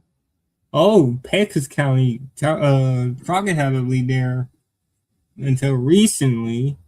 Um, all right, we got a decent drop out Tarrant. It's now 11 points for Crockett there. All right, let's continue. Where could Crockett really gain votes here? Well, obviously, the obvious is right here, but Talrico has been gaining in Tarrant County, so that might not really be a valid option. There's also here in Harris, but here's another caveat.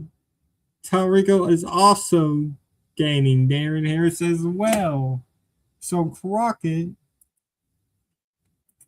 the two places where he needs to be gaining, she's losing ground. So Talrico may win by about 7-8 points, ironically, if what is expected to come out Williamson holds. We're going to get a call in this race right when it gets dropped, I believe. Both candidates will probably push over 1 million votes, which is crazy. For Paxton Cornyn, it continues to close in. Man, this is going to be tight. That runoff is going to be expensive as hell.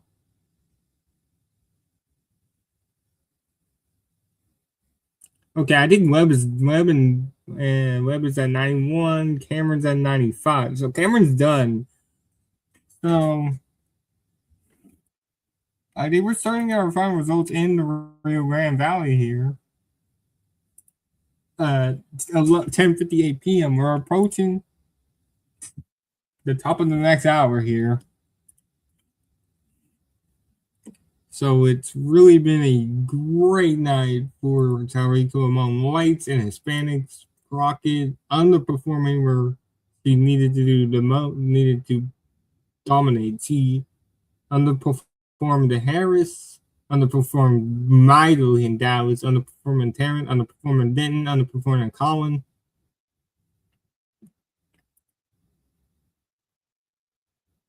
She ran a horrid campaign.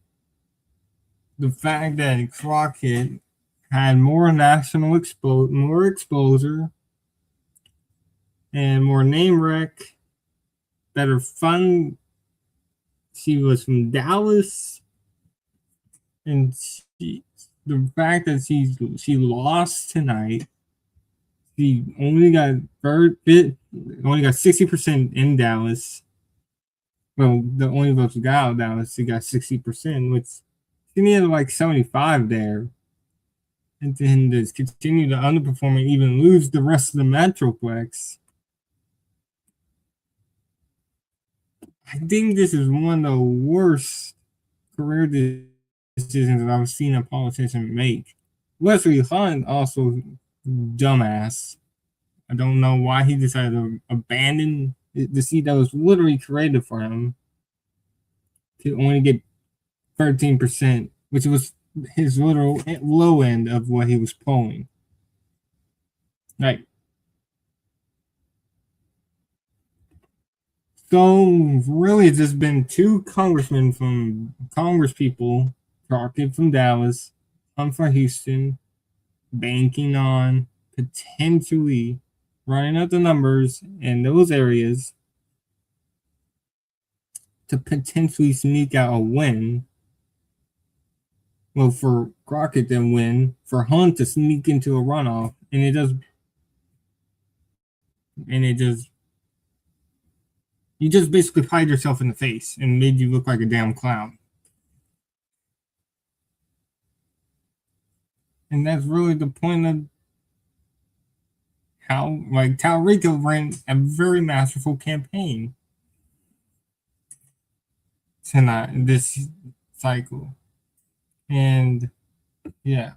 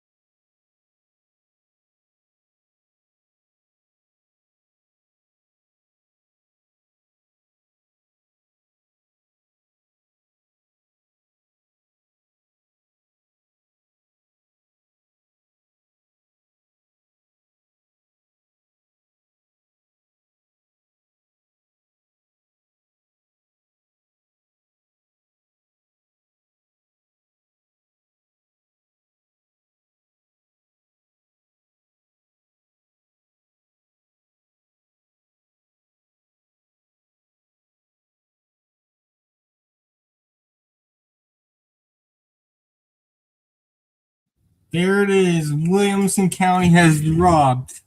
Williamson County finally dropped. 72-27 Taurico. Damn.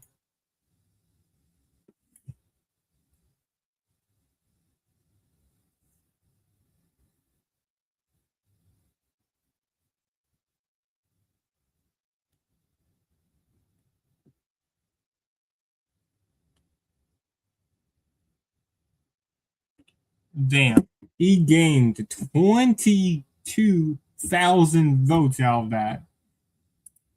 So Taurico gained 22,000 votes out of Williamson County.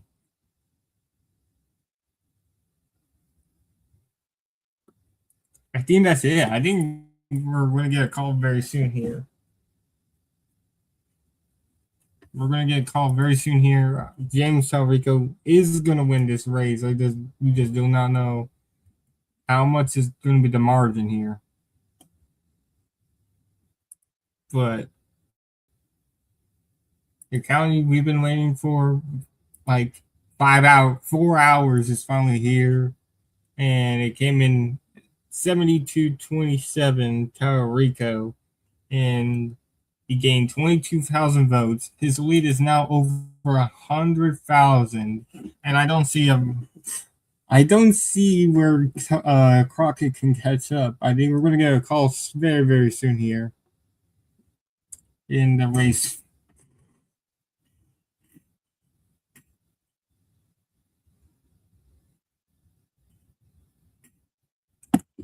Other people may just wait. New York Times is going to wait for Dallas, but I'm not. I'm calling it. Taurico's winning this shit.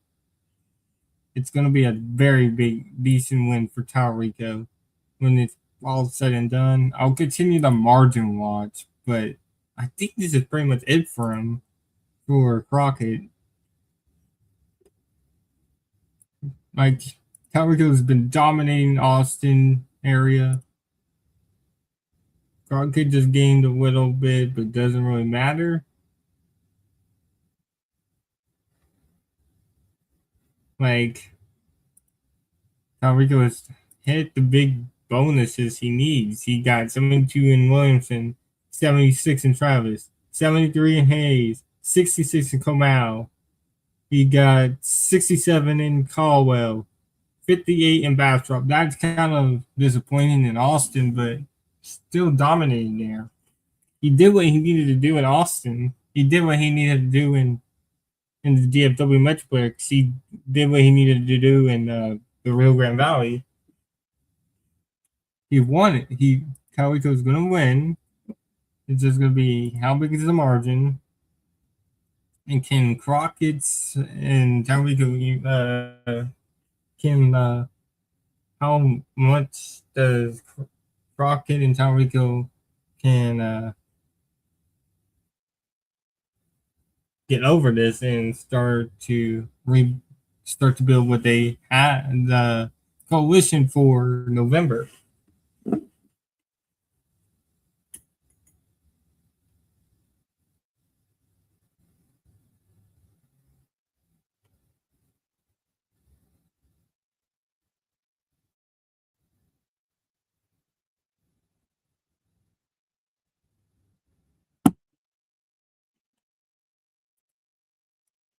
So a very great night for James Taurico.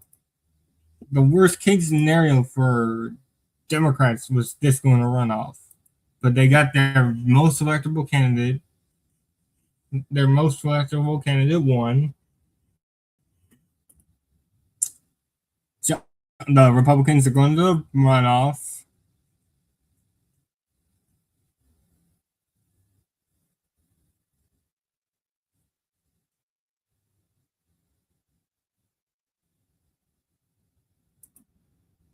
But the question is,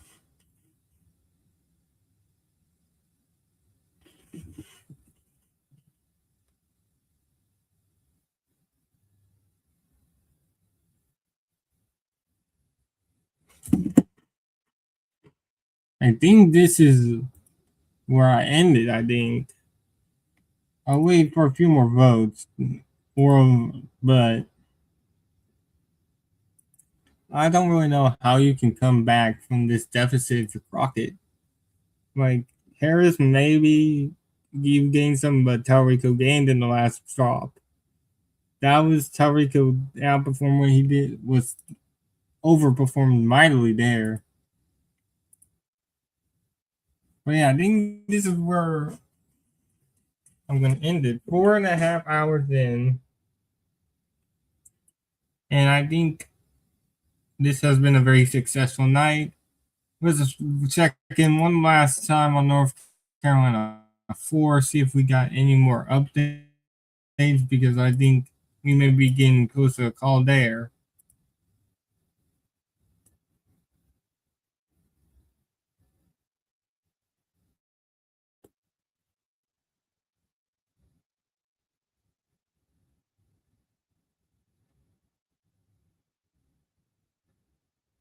We have yet to receive any updates on North Carolina 4. So I think, let's see here. Let's look at votes left. Yeah, Rocket will probably get some vote, but Talrico may also gain votes if the trends are right here. But right now, it looks very good for Talrico to win by about 5-6 points, which he could also win by about 7. I don't know. But I'll continue the margin watch because it's pretty interesting to see what happens with Dallas. But yeah, 4.5 hours. This is going to be how long I'm going to be streaming for tonight. Imagine what's going to happen in like June or whatever. So if you're going to stick around here for 4.5 hours for Texas, I hope you're going to be here longer for California and New York. I'll see you guys later. Peace out.